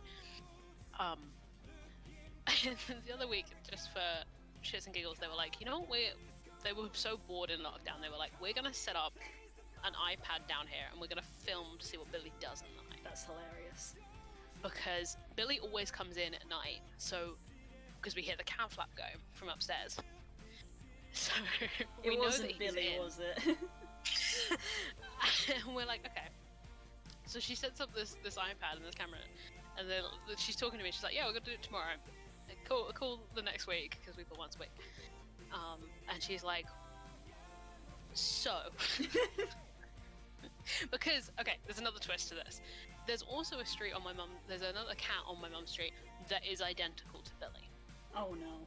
Identical to Billy. Like, as in, one time my mum saw Billy looking through the cat flap, like he'd seen something, and my mum went round and outside and looked at the cat on the other side of the cat flap and thought it was also Billy.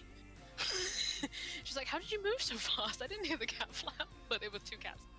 So my mum was like, I have a suspicion that the Billy we see in the house is not always Billy, now that I know this cat exists.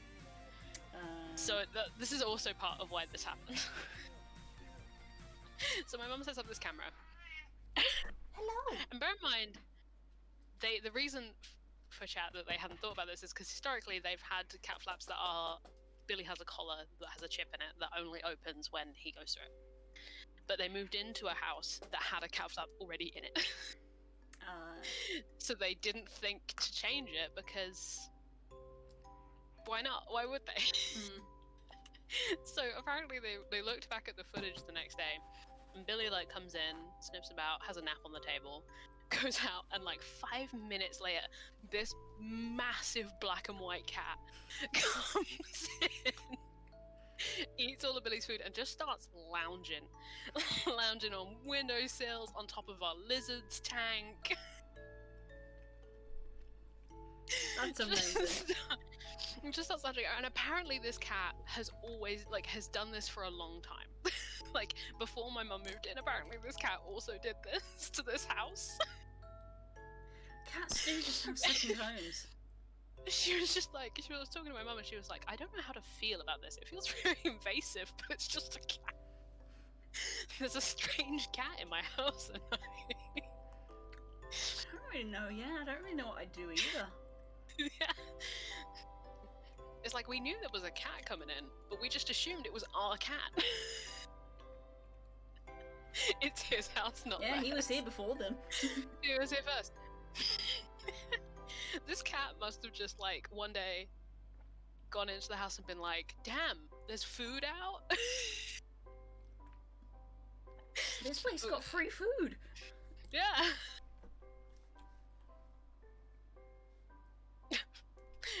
My poor lizard was probably so confused. My brother's lizard. That my I had mum has. no idea you had a lizard. It's my brother's. Ah. It used to live in my brother's room. And it hates me. Viscerally, hates me. Because I have red hair. Oh. When I dyed my hair red, the switch flipped. I think, there's something in its literal lizard brain that goes, red is bad.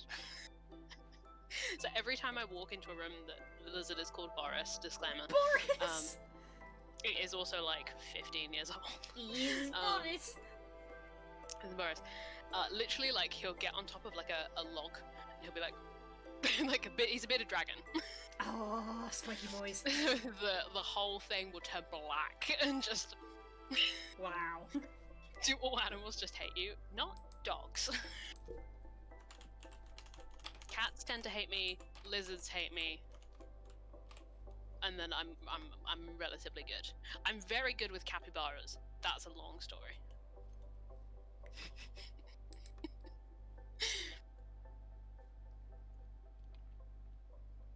Capybaras love me, even if nothing else does. Capybaras love everyone. Don't say that. They're my friends. I mean, if you want to think of it on the flip side, he could be turning his neck black because he's scared of you. Or he could be turning it black because he really likes you. Yeah, because that's. because it can be both with Yes. bearded dragons. I mean, if you're not good with capybaras, then I don't know, man. Capybaras are such friends. I just remember sitting there with a bucket of. I was in a zoo context. There's a bucket of like vegetables, and this enclosure had capybaras and beavers in it, and the beavers were such dicks, but the capybaras were such friends. It's a massive capybara, like, "Hi friend, would you like a carrot?" And the capybara's like, Literally just the friend of the universe. friend-shaped laid-back stoners. That's literally They what are. capybaras are. They really are. I love that they put them in with beavers, though. That made me laugh so much. It's like, oh, these guys will go together. Beavers are very greedy. They're also very sneaky, Oh trying no. to get in the bucket. That was like she spoke words that time. If she keeps going, I will have to bring her in the room. That's fine. We can kidnap Sadie. We can, but she will object. Yeah, I'm aware. And, I think other animals. and you'll hear the distinctive pickup meow because I know now that I've learned over the years that she literally has a distinctive meow, which Yeah, is I can purely tell for when them you apart. pick it up. Because there's meowing for attention, then there's the no, don't pick me up. I can't tell them apart these days. It is literally like she's screaming no. Don't. And I also know her like, I'm being petted or held, and I like it, but I have to act like I don't. Like, grumbles. She's so grumbly, bless her. You're being rescued. Do not resist. Final Fantasy flashbacks.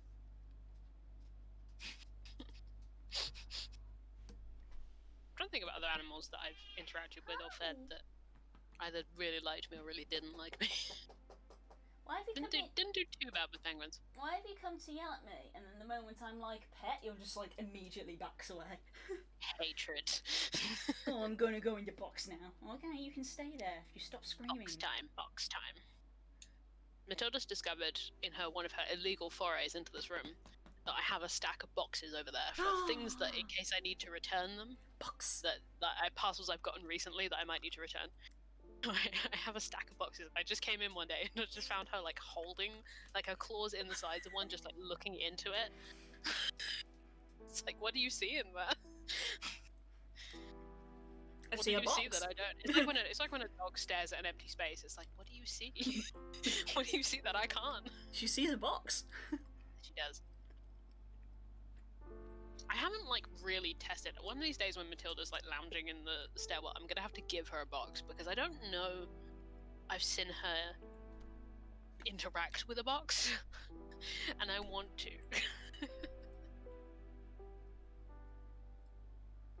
Matilda's pretty feral, so like I don't know if she'd just attack it.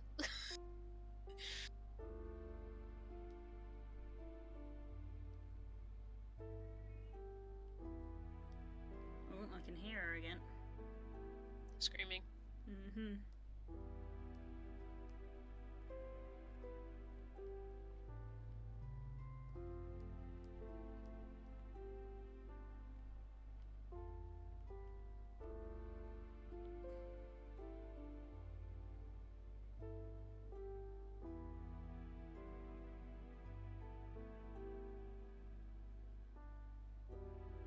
Have you tried to put a circle on the floor thing? I don't know how I would do that in this house because it's all carpet. What circle on the floor thing? Is this the thing where you just like draw a circle on the floor and see what they do?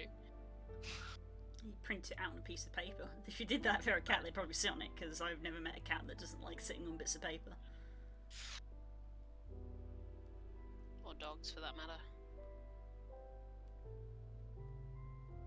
I dread it, like, well, because I toy with sewing these days.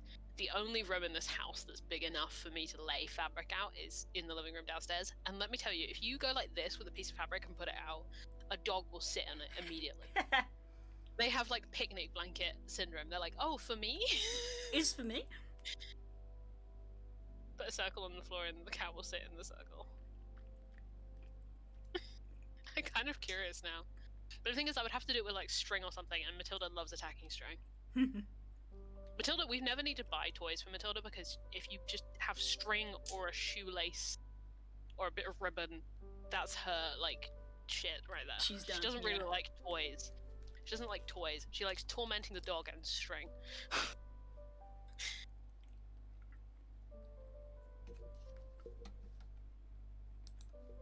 I've never had a laser pointer.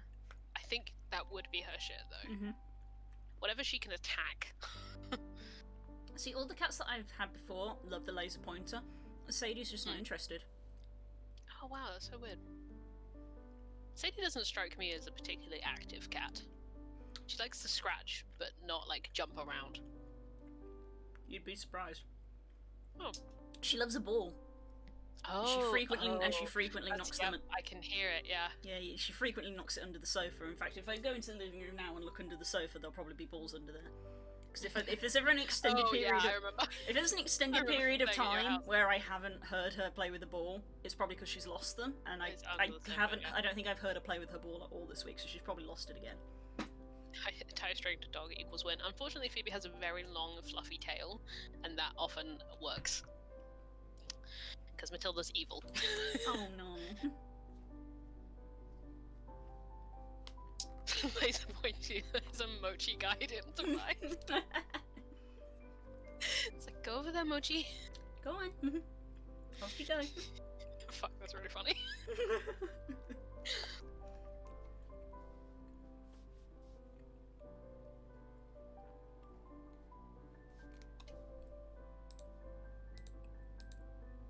What song is this? This song is called Necromancin' Dancin'. Amazing. It's by a band called Bear Ghost, which is also very good. As in the ghost of a bear. Nice.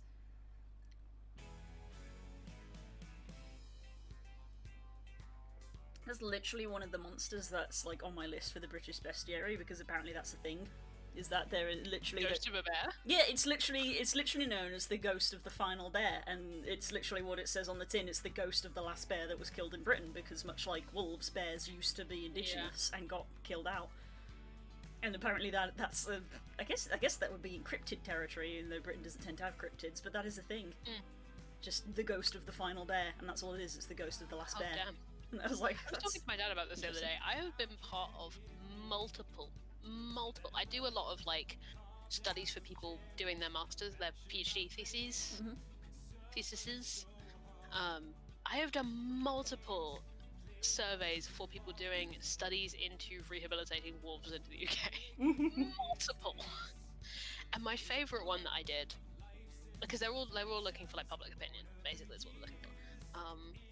And one of them specifically was like, what is your impression of this animal? Like a deer, a wolf, a bear, and then it was like, list every fairy tale you can think of, fairy tale or folk story you can think of that contains this animal. ooh. I was like, please send me this thesis. What the hell is this thesis about? What is this for? Send it to me. I want to read Is this like about people's interpretations of animals? I think it was literally trying to ascertain whether the public opinion on like wolves is influenced by our like cultural fairy tales. Yeah, our media. Because I noticed when I was doing it, I was like, well, I know hundreds of fairy tales about wolves. I know so many, but like when one is of the them was wolf like ever good? deer. It's like I can't think of any fairy tales about deer. Just Bambi, that's it. Even though they're one of the most, Bambi, but like I can't, even though they're one of the most common animals in this area of the UK anyway. They've also considered introducing them in Scotland, as unfortunately Main England is a little too inhabited for them. Yes, But Scotland. rural Scotland is good for them. Because we have too many deers. Yeah, same thing. It's a similar thing. That's why I've been part of these surveys, because they're genuinely thinking about it.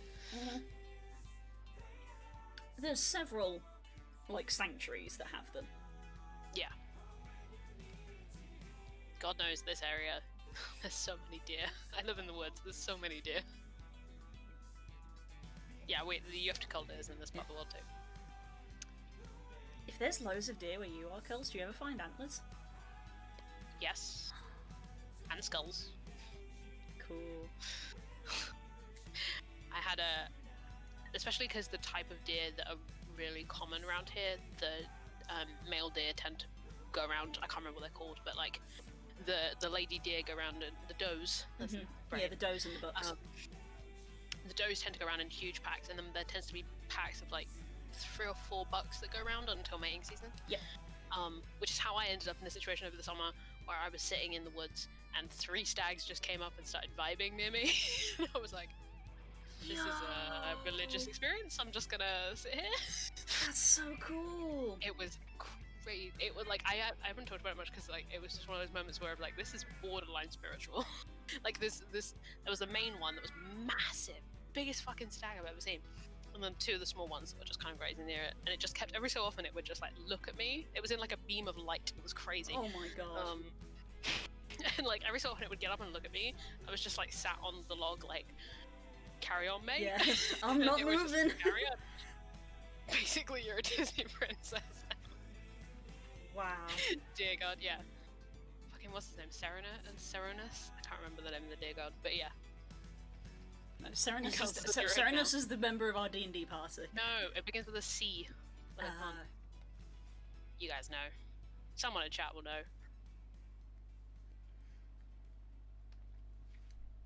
They'll Google it. I'm literally gonna Google it right now. Dear God. I recognize the name Hern. Wow.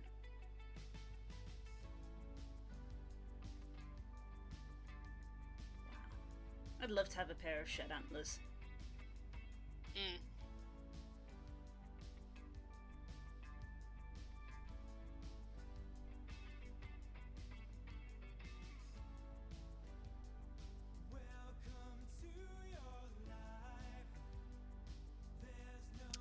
This, I can't say this without it just being Serenus.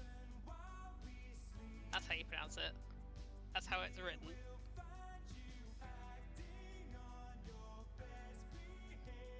That's who I'm thinking of anyway. Yeah, that's a tough one. Cernus? You could probably get a... because there's no I. Mm. So you're saying, you keep saying Serenus, but there's no I between, there's no I know, or we're O going between... for random lies. Yeah, between between the R and the N, so it'd be Cern. Kern? Yeah, I was gonna say Das is actually the one who would know this probably. Yeah, well, if it's Irish in origin, then yeah. Unless it's something weird, like unless it's some weird pronunciation because it's Welsh, and then it's like we'll just throw in some letters. Cernus. Yeah.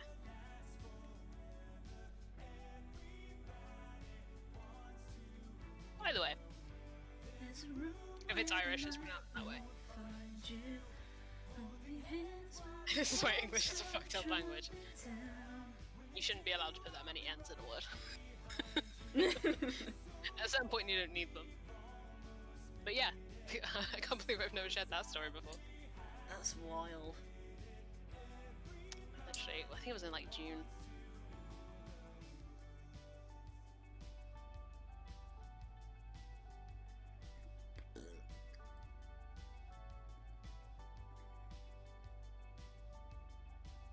It's much the same over here, Das.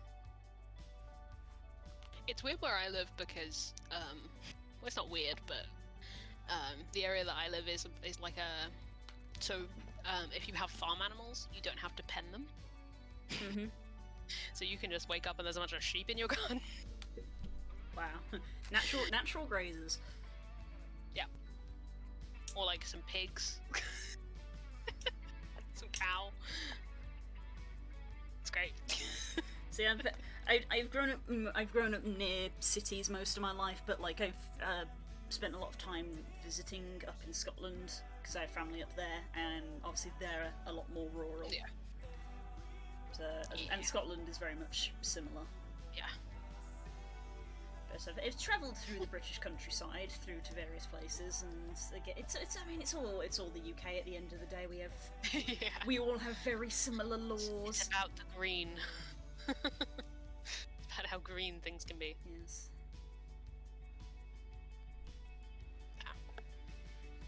love it.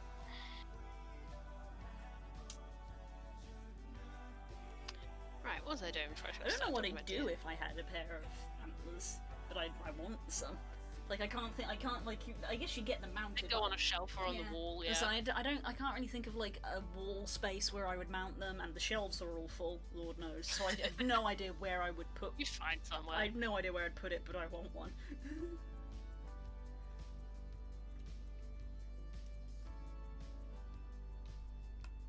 Yeah, I find a bunch of weird. I find a lot of like fox skulls, like really tiny skulls. Just send them to Max.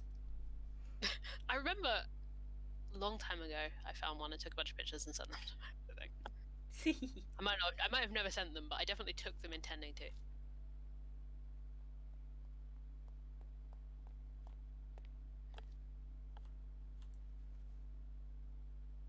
Because like there's a lot of rivers in my area, so a lot of stuff when the rivers rise up, a lot of the like bones and debris that are on the bottom of the river wash up. Dear Marsh. Hi Marsh. Thanks for hanging out. Mwah.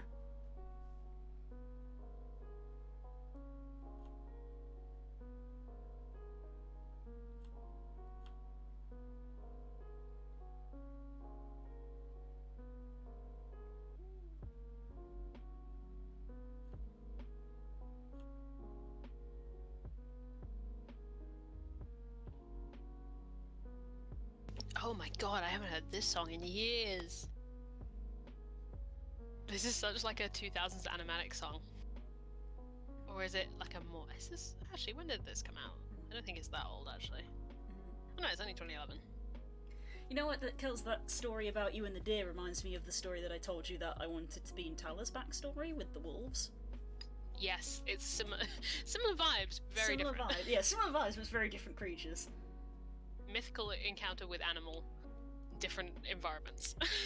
Well, yeah, because again, it was one of those things too about characters. We were like, well, because this is how the class is. How does that influence their characters? So it was like, why did Tala pick to be a wolf when she had access to any of them? Yeah, it was a choice she was given, and that she had various teachers, which were various animals. Why did she pick that one?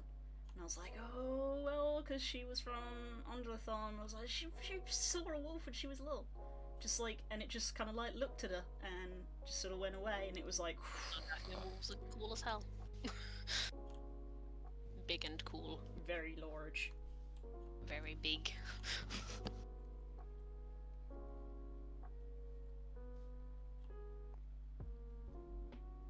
Yeah. I love moments like that though, when you're like out wandering. You can have it with everything from like street cats to crazy deer or birds. Yeah.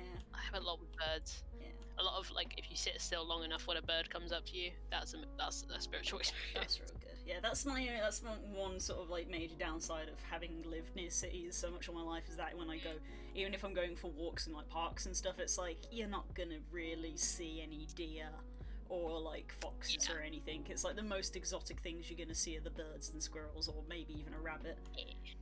It is like a popular like rumor or legend that like one of the parks near me is like, oh, they say there's deer in there. I don't actually know. I don't know if it's actually true. It might actually be true because it is a very large park. But again, it's like, well, because it's such a popular park, loads of people go there. If there are deer, they would hide. They probably or don't stick around, like go through it every year. Yeah. So it's like, if you got up very early, you'd maybe see one. Yeah. Yeah, they would. They had very different upbringings. It's about symbols. It's about the cinematic parallels. Really, it really is. I cannot emphasize this enough. I just remember back to when we were first making these characters, and you were telling me about Thane, and I was like, I'm telling you now, our characters are either going to get on or hate each other. Hate each other. Because they're just so different, but also very, very similar. I'm so sorry she hates it. It's complicated.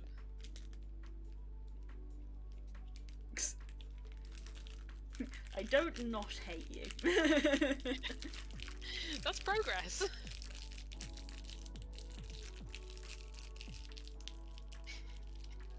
It's... God, I love the Oak Art Party. The Oak Art Party. It's complicated.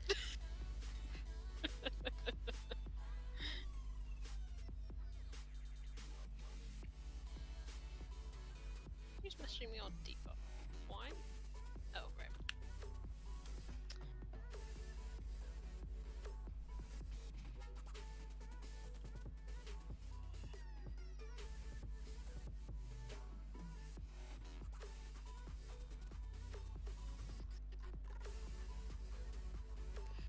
Oh, I should probably put...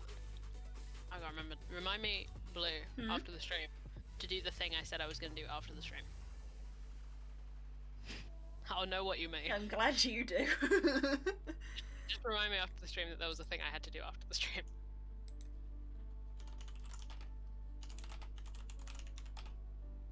Not Lime. Yeah, night. Thanks. Hopping in.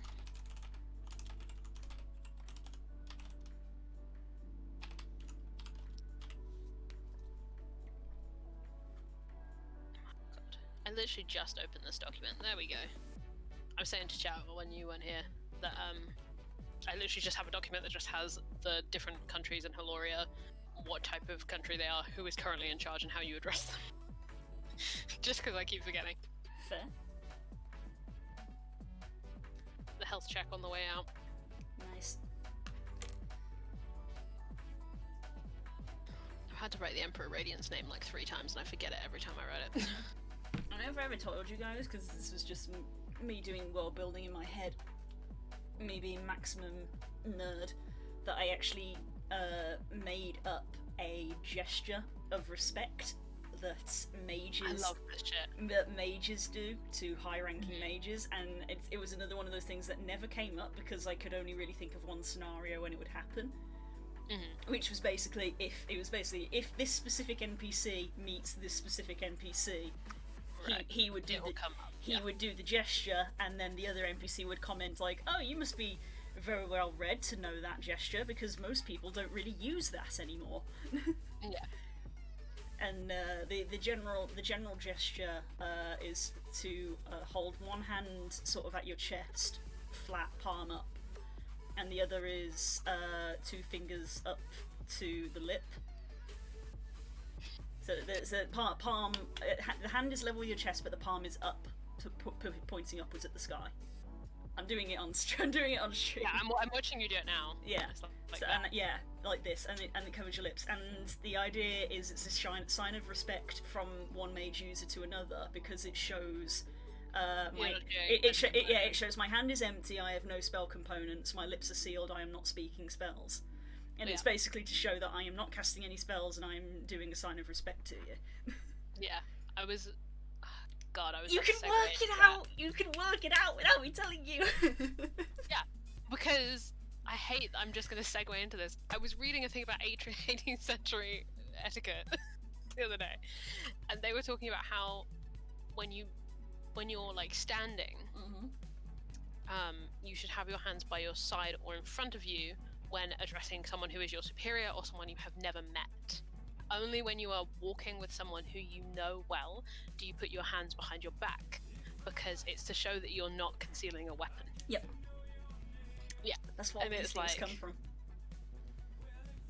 So yeah, not holding any components, not speaking. Obviously, the whole gesture itself is not doing a spell gesture. I love mark shit like of that. respect. I love shit like that. I lose my mind in I'm bringing it back around.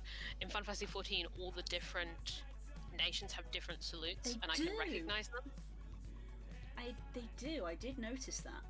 And not just like the major nations, but all of them do. All of them, and they're all slightly different. And you can like pinpoint them. The Crystarium one is the one I know at the moment. Yes, I put the Crystarium a lot. It's this. You can't see my hands, but it's like that. That's interesting. Twin Adder. Yeah, Twin Adder's that one. That one. Crystal Maelstrom's Brave. Crystal Braves is the arm Crystal straight Graves up. has one. Yeah, Crystal Braves is fist straight up. Yeah. like they think about it, and none of them overlap too much. Too much. It's good shit. And see, Twin Adder makes sense because it's the two arms. Yeah, it's twin adder, literally. Twin. The Crystarian ones kind of make sense because it would kind of make sense for them not to really have one. So it's kind of like when you do all the way down here and it's not really like a big thing. It makes a lot of sense for the Crystarian. I can't remember the Maelstrom one, but the Maelstrom one is a bit more bravado-y. It's good shit. They think about it. I love So little much things thought. like that. Yeah.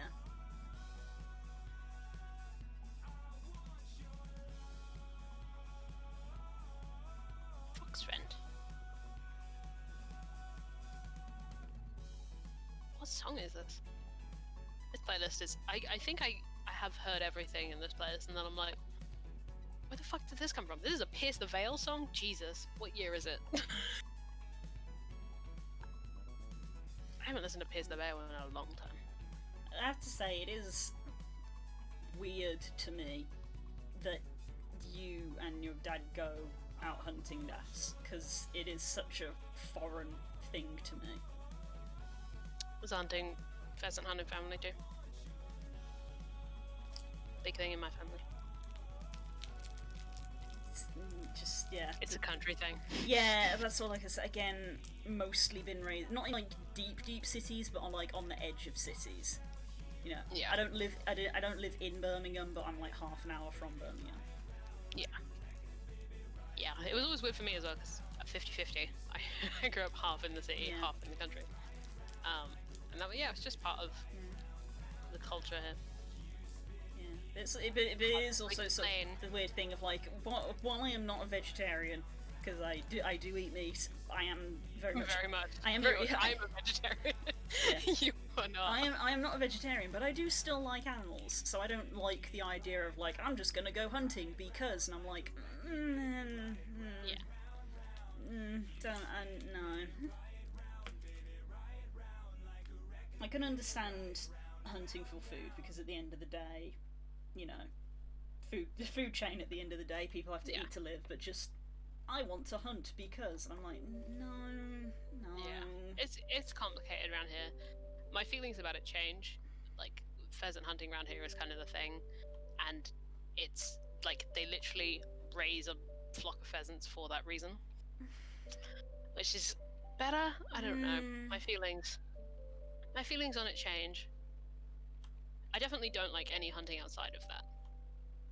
Like, considering my feelings on that are already ambivalent, my feelings on the rest of it are very negative. I'm not a fan. But personally, I have never been. That's a long story, but I have never been, so I imagine if I went, I'd probably like it less. But it's complicated.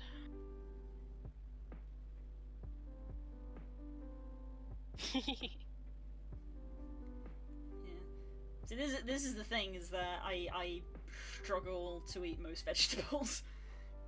So it's like We're at two ends of the spectrum so again. if I didn't eat meat, pretty much all meat. my dietary options would be very limited, and I would probably have keeled over and died long ago. So yeah, we're at two ends of the spectrum because, as I've talked to you about before, I really struggle to eat meat. Really struggle to eat meat. Which is fine. Which is why, for the most part, I don't. It's fine. I get it. Probably for the same reasons, Yeah. to be honest. To be fair, the moment that they like fully nail down like lab grown meat, because that is a thing. Yeah. As soon as like that becomes a commercial thing, sign me the fuck up. I'm down. Yeah. Sign me the fuck up for it. I'm a big corn fan over here. We do have corn. I quite like corn. Corn's nice. It's definitely a different experience, but it is good. So the things that we tend to use it for, like bolognese and lasagnas and things, you honestly can't tell. You can't tell because it's mostly the flavour it absorbs. Yeah, it's the sauce and the things and the seasoning, and it's like you can add in a little bit of like extra stuff to sort of counteract the fact that there's no meat in it. To just add a bit, you add in a bit more. You could add in soy sauce, which would add in that sort of meaty umami taste. You know, you use a stock cube or something. Yeah, I used to do it with because I used to not eat meat for like I don't like it reasons rather than any kind of moral reason. I used to, when I make like vegetable casserole and stuff, I used to still use like beef casserole gravy Yeah. powder, so that it still had that like illusion of the good gravy. Good gravy. It's good gravy.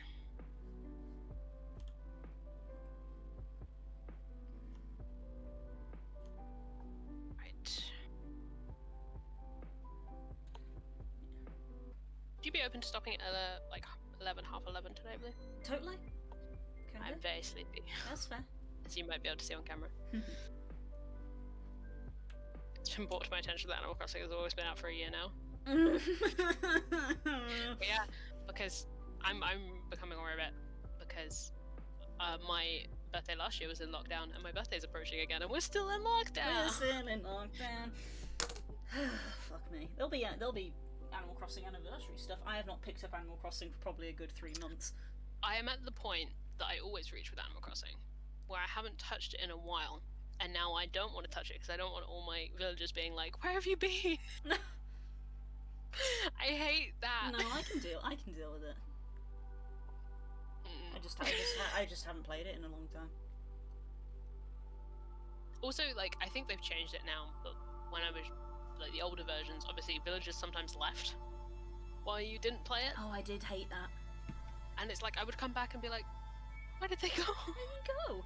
No, I don't. But I don't think they do I it don't anymore think because they I've do that. definitely come back like a long time after with this one. Mhm. I'm putting over the access for my switches, and they haven't changed. I think they only leave when you ask. Yeah, I think that it requires player input now. Of like they think about it and then you speak to them and they're like, should I stay or should I go? And then that triggers it.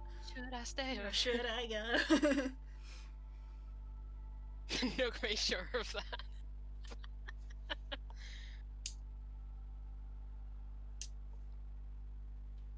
Yeah. I'll be interested to see when the snow fades. Because every time I've been checking my Animal Crossing, it's always snowy. Oh, there's still snow. I feel like that's going to be soon. I mean, I feel like that's got to be soon if it hasn't already. Because I feel like they've started doing. I've seen trailers for like spring events now. yeah. Oh wait, no, I'm not gonna. I was gonna betray the whole premise of the stream and check it, but the cartridge isn't in, so no. No. It's spring already.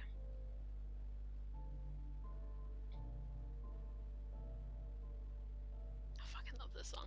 This is peak My Taste in Music song in that it's an absolute fuckboy anthem, and I love it even though I am the exact opposite character profile to the song.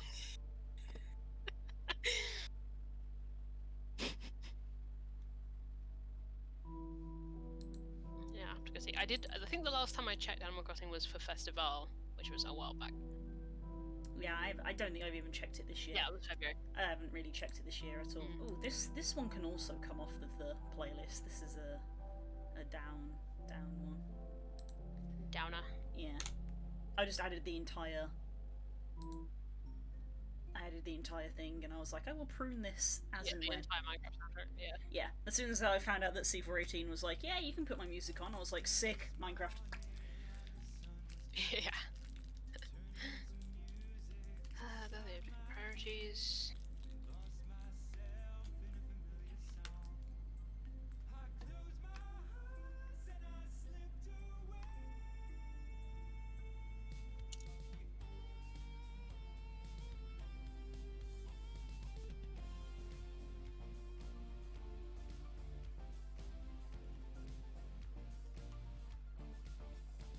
Oh, she's got a bop. Same song. It's oh god, it's one of those songs that the name of it probably won't mean anything, but you probably do actually know it. It's 18 by Annabelle, I think is the name of the artist. It's definitely like a one-hit wonder. Oh, is it?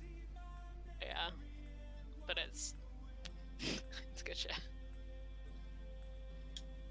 It is a fuckboy song though.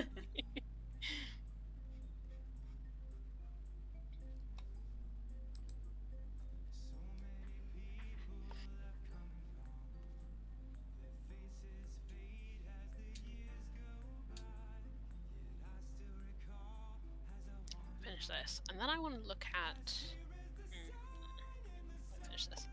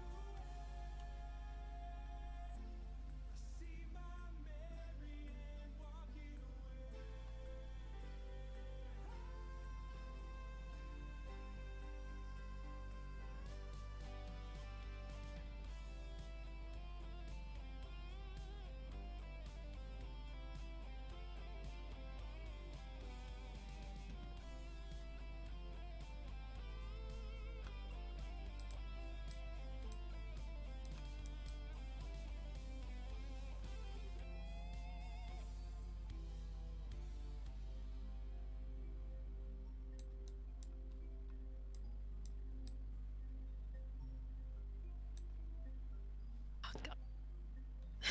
Why have I made a title for? I've managed to make a title that consists of 2 words that I can never spell. Good job. Simple words, but I always spell Emperor and Radiant wrong. Because I think Radiant is spelled with an E every single time. Because of how I say it. Radiant. Radiant. So Radiant. And then Emperor I just can't spell because there's E's and O's and R's and I don't know which order they're in. Emperor. Emperor. It sounds like what Phoebe sounds like when she's yelling at something. I love it when dogs do that, where they bark at something but it sounds like they're talking, or like they're warning but they've half barked. So it's like,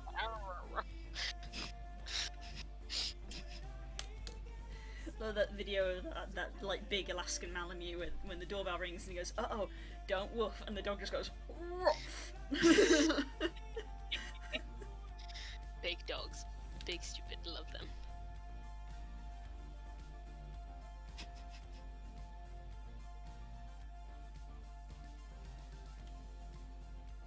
Phoebe does that thing where she barks, and because she's a Springer, she like jumps with her front paws. She just jumps up and down. Springer Spaniels, they love to hop. Little tiny hops. Hence the name. Hence the name. They got little springs in their feet. And we recently discovered she can jump the back gate, so that's great. Oh, good.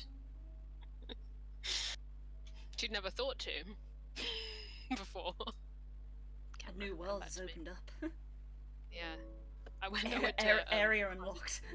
Yeah. The fog of war has lifted on the area. I was talking to my dad in the living room and I went to go close the window and I just saw it on the hill. I just saw this little black and white shape. I was like, no! Oh no. It's like, Phoebe!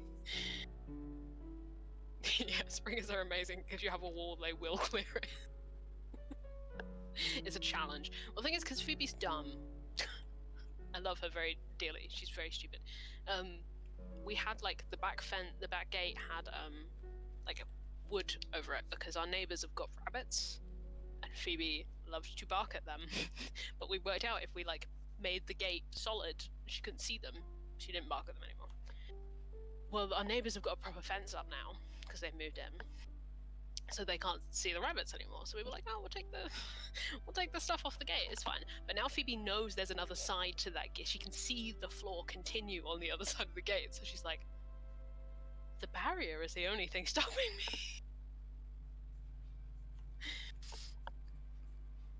So she just fucking went. Took it into 15 for my Springer Spaniel not to be able to clear a 7-foot wall. Spaniels.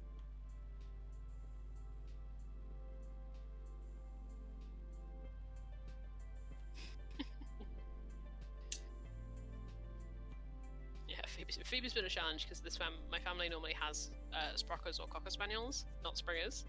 So Phoebe being able to jump as high as she can when she thinks to is a problem.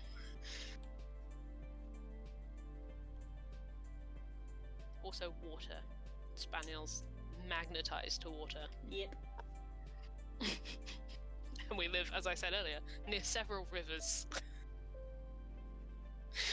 Phoebe's just like, she disappears from your line of sight, and you're like, where the fuck has she gone? And then you just hear, how did you find this body of water? We didn't even know it was here. When I went walking with my mum once, a few months back, just to sort health walks and stuff, and I guess you could call it a park. It was more just sort of like an expanse of green land that hasn't been built on. In the centre, it is very much sort of like a bowl, and it's a big copse of trees. But we were like, there's water in there, clearly, because it's just a big bowl. So all the water's going to funnel into there. And literally, we saw these two dogs come running by. One of them had a ball in its mouth and the other went after them, and we stood and watched them as they ran into the trees, vanished from sight, and then I just went, wait for it, and then we just heard swoosh. And I looked back at the owner and sort of behind us, and I could see the despair in their face. And then like 5 minutes later, the two dogs came running back out, absolutely drenched. It was so funny. Oh, God. We've gotten to a point where when Phoebe comes back from walks, we have to just get like a hose pipe, just because she goes in water that is like muddy as hell. She finds like the dirtiest pond she can find, and she just swims in it. So we literally, my dad will stand there, and he'll be like, "Come over here," and she like leans against his feet because he has to wash his welly boots as well. Mm-hmm. So he like hoses his willy off, and he's like, "Okay, now it's your turn." Hoses her off a bit. Bless. She's bless her so hard. She just kind of stands there looking at the ground. She's like, good. She stands there and actually gets clean, but she's so not happy about it. But she knows. Good, well-trained girl. Good dog. I wouldn't say well trained, but she is good. I mean, it's been trained that she has to get washed, even if she don't like She has it. to stand there to get washed. we would perhaps not. She's also one of those dogs though that when she is called answers when she feels like. So it's like sometimes when you're like, oh, there's a body of water there, we shall prevent Phoebe from going into it by calling her back and putting her back on the lead. If she's in that body of water before you, she is gone and she ain't listening. She will eventually, if you just stand there and are quiet, she will eventually come back when she feels like. She will just eventually be like, oh, I hear you now. But when she feels like it, not when you call her. She is a good egg. Good friend. Love dog. Dogs are friend shaped.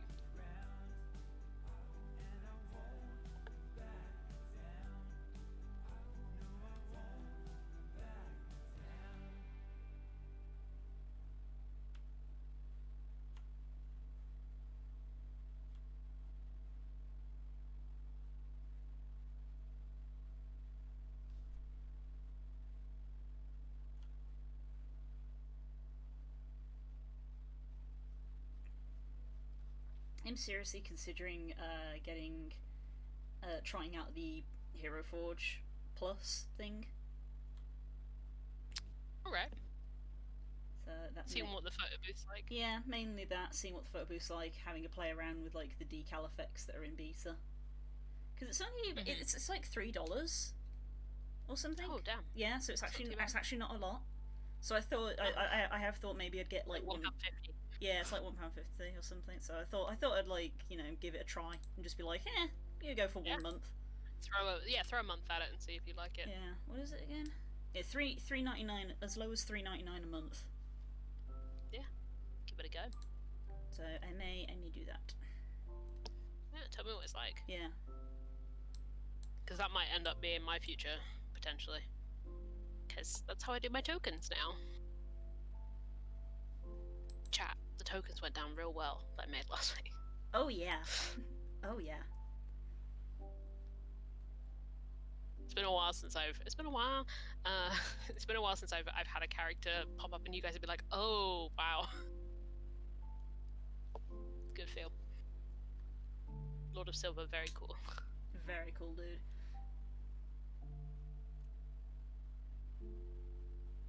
Who will do well in this in this city controlled by a Medusa? Maybe a blind cleric. Yeah, that'll do it. I'll do it. Yeah. Sweet boy reverence. Good egg.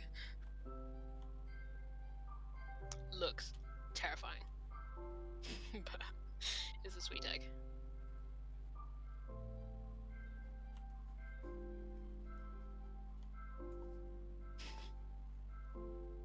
Tries to talk to party.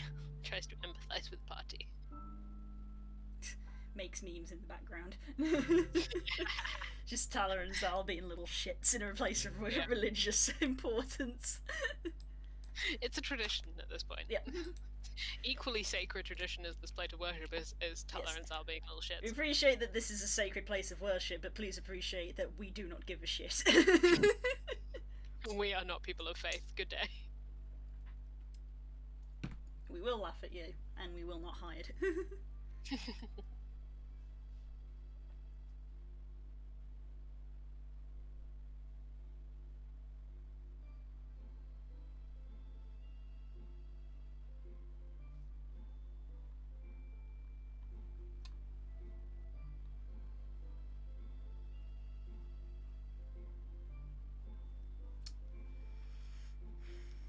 I have a feeling we're about to get posture checked. There it is. I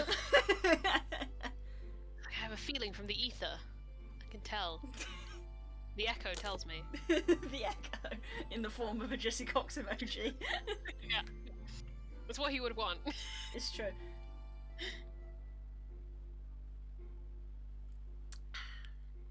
But you took cool. Yeah, we both preemptively took sips then.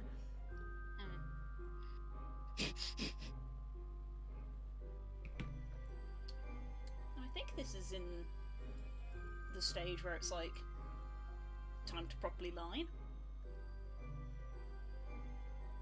I think it might. Nice. I think it might be. Slow and steady progress. We love to see it.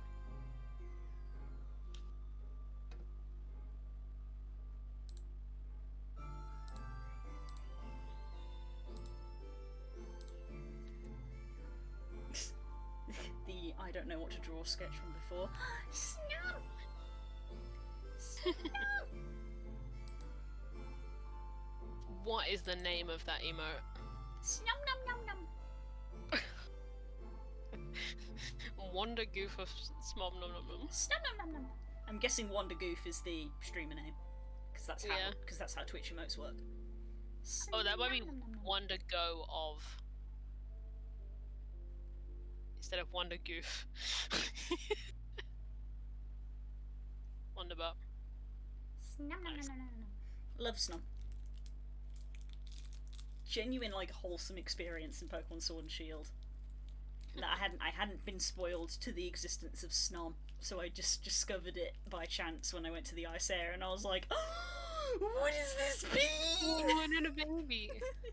And I was like, I have to add this to my team, and then I was like, hang on, before I add this to my team, what does it evolve into? Does it evolve? And that was when I looked it up, and it was like, it evolves into Frostmoth, and I was like, oh no, that's really pretty. Oh, it's an ice type, and there's a Dragon Gin coming up. Love. Pokemon emotes go down well on the stream. Hell yeah. What is my most frequently used emote, do we think? Oh, of course. Of course, I spend a lot of time in Jesse Cox Final Fantasy streams. Of course it is. I've got this emote. This guy. Bam. Hey. My boy. That's your boy. That is a good Darkrai emote. Yeah. And that's just a Twitch one. I can't, because I have, it's in like the Twitch unlocked, plays? it's in the unlocked section. Yeah, I was gonna say, So was that from Twitch Plays? Maybe? No, I think it was like a promotion with that Would Oh you yeah, believe? it's a Prime one. Would you believe? I think this is a crossover from that Pokemon like Tekken game they did. Oh Because my it's god, all really? the Pokemon that you can play Oh, in that. Pokken! Pokken, yeah. Yeah. It's all the Pokemon that you can play in that because the options are like Garchomp, Suicune, Lucario. Fuck, that was a good game. I never actually played it. I watched what I used to watch Super Couch Fighters. I watched them do the tournament in the office with like Jesse and Gerard and Dodger and everyone. Oh. It was very good. Yeah, it says it's from Twitch Prime, but I'm assuming it's Prime in association with Yeah, Pokken because Tournament. it has the prefix poke for Pokemon, so they are like official Pokemon ones. And they are the sprites from. I can tell from the Suicune one that is the sprite from Pokken. Yeah, that was what sold it for me as well. I was like, that's the Pokken Suicune. Which I remember when they announced, I was like, Very a Pokemon. smooth. Yeah, it was like the Pokemon fighting game, and then they were like, what Pokemon can you play? Machamp, Lucario, Blaziken, Fair, Charizard. Okay, to be expected. Suicune. What? Chandelure didn't get you? And no, because Chandelure is like over here in the West. It's like nah, but in Japan, Chandelure's like mega popular. I was gonna say, do you know the story about why Chandelure's It's so popular. It got voted for. Yeah. It is so popular over there. And I get it. I love that Pokemon chain. In fact, that was what my old linking all the chats back. My old Pokemon deck was based around Chandler. Nice. Speaking of it, I am thinking about making a Frostmoth deck because the Frostmoth card's ability is good for water energy gen. I think it is. Let me double check. Because that's you need a good draw engine. So I think like one of the decent decks in the meta right now is like Frostmoth Lapras, with Lapras being your attacker but Frostmoth being the support. But the new set that comes out is called Battle Styles, to do with the Isle of Armor DLC. And the idea is that the set is split in half, in that you've got the rapid strike style and the single strike style, and all the single strike Pokemon tend to be either like dark, fighting, and fire, and a lot of the rapid strike are they also fighting, but they also water a lot. And I'm like, there's going to be some strong water cards in that set, so so I might try to get some Frostmoth and see if I can get some good. Maybe the Empoleon. There's an Empoleon in the set. Yeah. Set's not properly out yet. I had the pre-release. That was what I opened on the weekend. Didn't pull the Empoleon. Sad face. But yeah, I may have to have a little sniff around. I think Frostmoth is in Vivid Voltage, so I'm gonna have to open more Vivid Voltage, which I love. Yeah. Ice Stance ability. Ice Stance. As often as you like during your turn, you may attach a water energy card from your hand to one of your water benched Pokemon. So free energy attachment is good. Hey. So I may try to combo that into a deck if I can.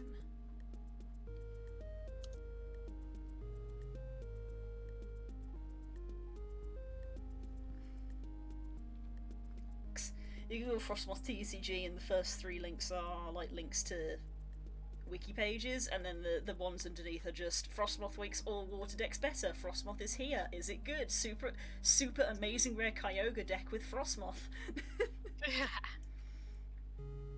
Yeah, I had a. What was it built around? Was it Palkia? I can't remember, but I remember it was all purple, so it was probably all psychic-y. Psychic. Oh, Mewtwo. Ah. I have the Mewtwo box. So I remember it was like I was either fishing for Mewtwo or for my Chandelure combo. Oh, maybe it was Ghost. I can't remember.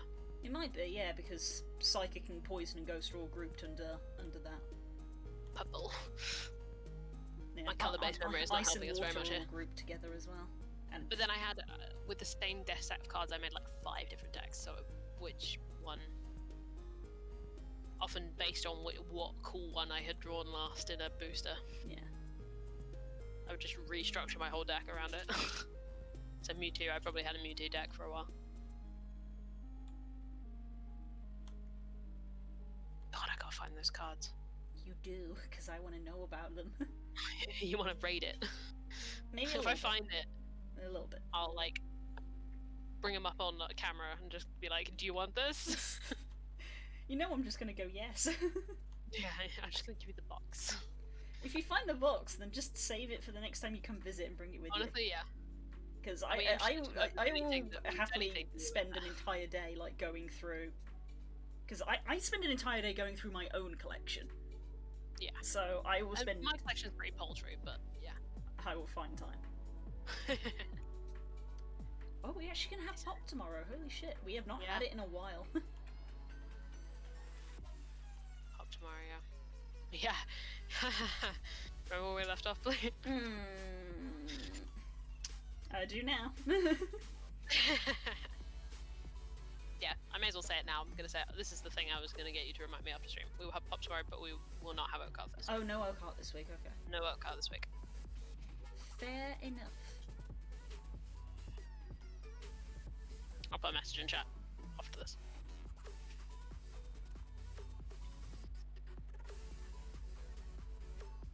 FBI open up.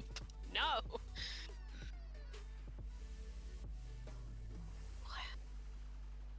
Oh, this is a TikTok song.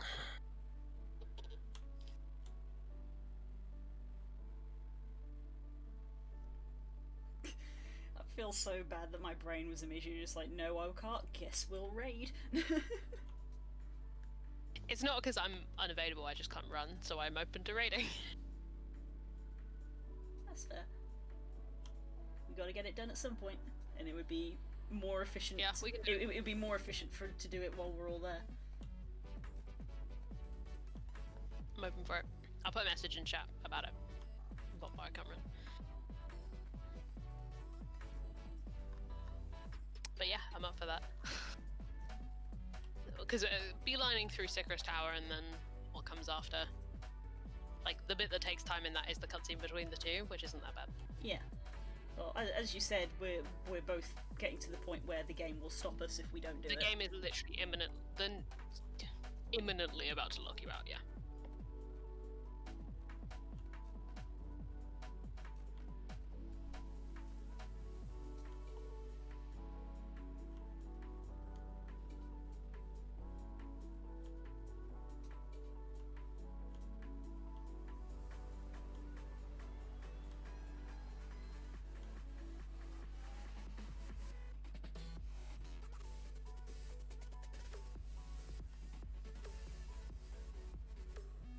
At least this way is like naturally your characters did it over a period of time instead of me who literally got to a point where I was like, okay, doing this in one sitting.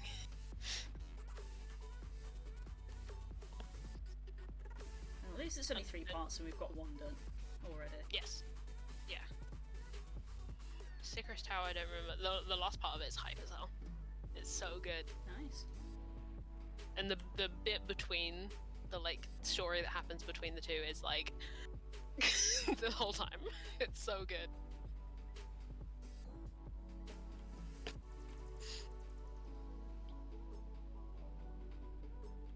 And get more of that little side squad. It's a nice squad, I like it. Yeah. Got Rambros and Graha. I like Graha. Graha's great. Graha's like, this is a reasonable distance to jump in from for my dramatic entrance. Hell yeah. Yeah, hey Graha. Mikote. Mikote bros. Makote squad.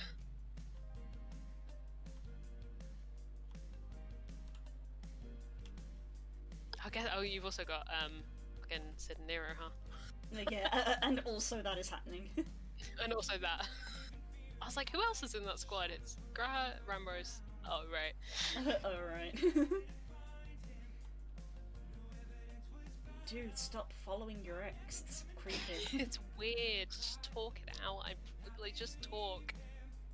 At least then it will be resolved. Yeah, it's like, he's not into you Even if it doesn't anymore, end but well, you guys could like, it would maybe just still be be over. friends if you stop being weird. Also, like, tone it down on the Imperial, like, Sid's a defector.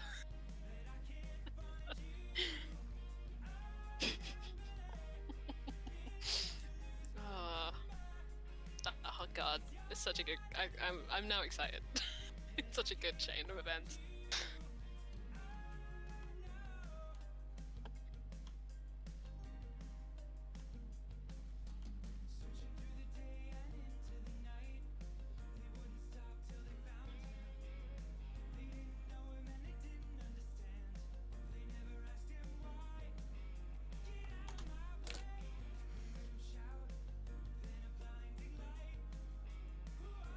You do things for me. What things?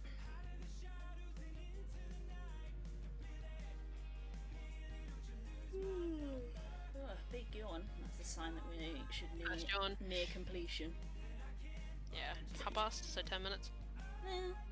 We can start to wind down and just casually talk, because Yeah. I think I now fiddled with this enough where it's like, yeah, it's time to begin lining. So Yeah, there's so no you're sense in at a beginning nice point. We can lining. stop now if you want. Yeah, no sense in beginning lining when we're just about to finish.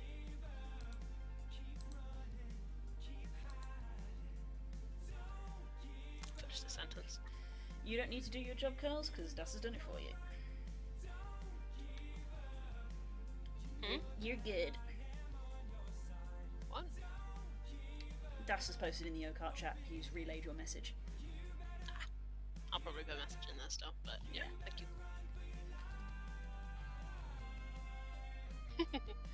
Yeah, she's actually got her armor on. She's actually got armor on now. Hey, nice. So I don't know if this says anything about how finicky I am with what I would call my quote-unquote sketches, is that now that I'm looking at it, I'm like, this needs to be lined, and I've sort of taken a step back and I'm like, that could easily be coloured and you could semi-call it finished. Yeah. Getting there. But my brain is like, no, it That's needs right. to have proper lines. Otherwise it's not done. And that's why nothing ever gets finished. Because I am never happy with myself. Food. Made a country that I can't spell the name of. Oh, you are. Of course it is. It's a very me spelling.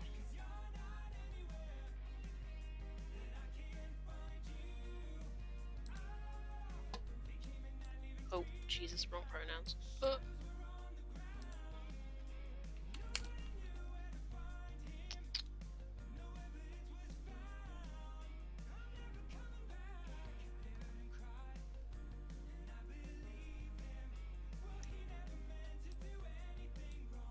This is definitely the sentence to end it on.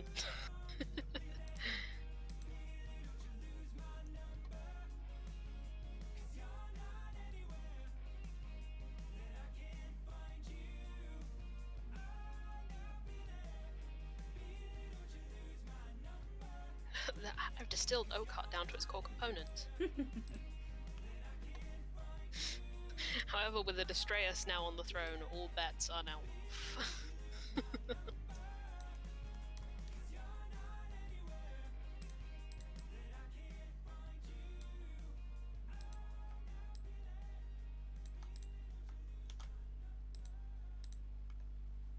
There we go.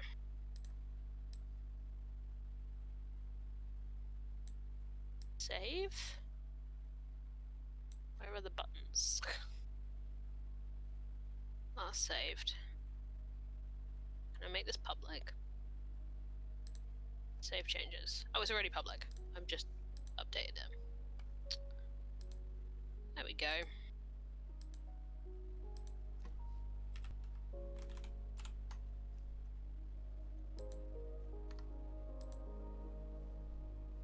That's this asshole.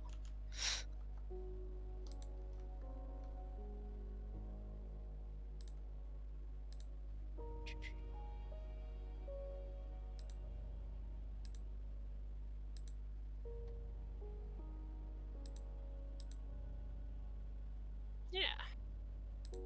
So I've made a big. I have to post this in chat. There we go. That's what I've been doing today. Ooh.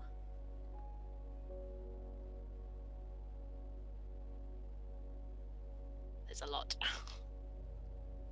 Hasn't got a lot of the flair that a lot of my articles have. But it works for now. If pronouns are a thing, do amateur nouns exist? I think it's the other kind of pro.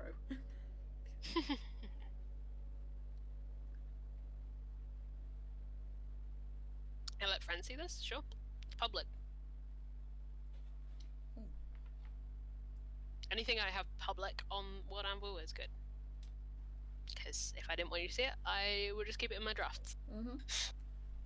Although I haven't, like, cleaned a lot of it up and sorted it properly, but meh.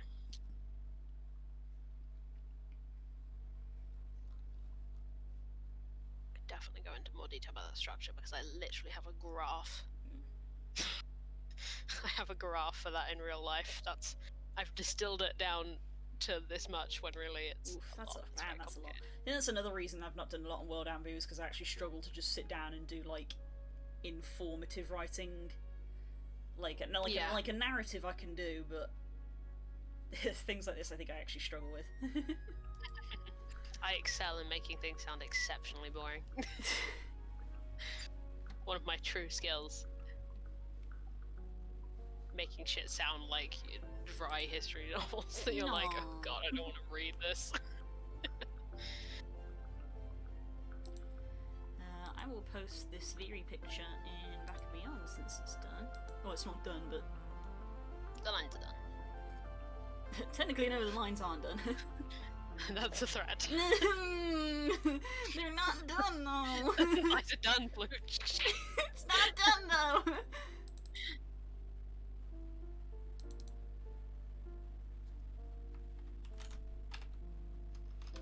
Oh, right, I'm remembering why the rusting lens is not in a category now. Because I have Continents of Asius and the rusting lens as two separate things. I guess I could just move it into there, huh?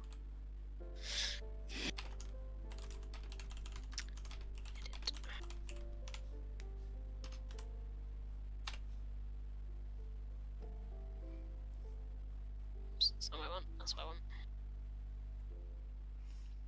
I don't think this will change the link for it, but I'm just going to move what folder it's in and then we can wrap up if you want. Yeah, can do. Parent category, here we go. I suppose I should probably, one thing I should do for Back and Beyond is jivvy up group number 2. Since Spook said he's open to having 2 groups. Group 1 has been decided, so I should be like, hey, group 2, assemble. I cannot be in group 2 because I have only just come back. Yeah. So I will have to poke people and be like, hey, somebody go out, progress the game, please. Please, Lord. Fair enough. Okay, so that should now be... Das, technically your character hasn't been out for a while. Huh? Das, technically your character hasn't been out for a while. I think it's been 3 or 4 trips since your character went out. Okay. Anyway, now that's in the right folder. Let me close that. I'm good to wrap up if you are, Blue. Yeah, I think we can wrap up there. I'm very sleepy. Yeah, I'm a little sleepy as well, but plus it is 11:30, so really we should stop and maintain good sleeping schedules. Put the tablet away. You see, that's the thing is that everybody has stuff going, and if everybody goes, well, I'm not going to go out because I have stuff to work on, time won't progress, and nobody will get any of their stuff made. And as much as everybody loves the crafting system in Spook's game, it's still a D&D game, and you need to play D&D.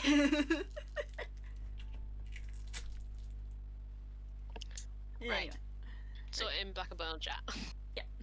Good night, guys. We'll see you next week. And we'll see you tomorrow for Plight of Princes. Yeah, we got Pipe Princess tomorrow. Plight of Princes. Big fight. Big fight. Big fight. Big fight. Good night, guys. Love you loads. Yeah. Bye. Mwah.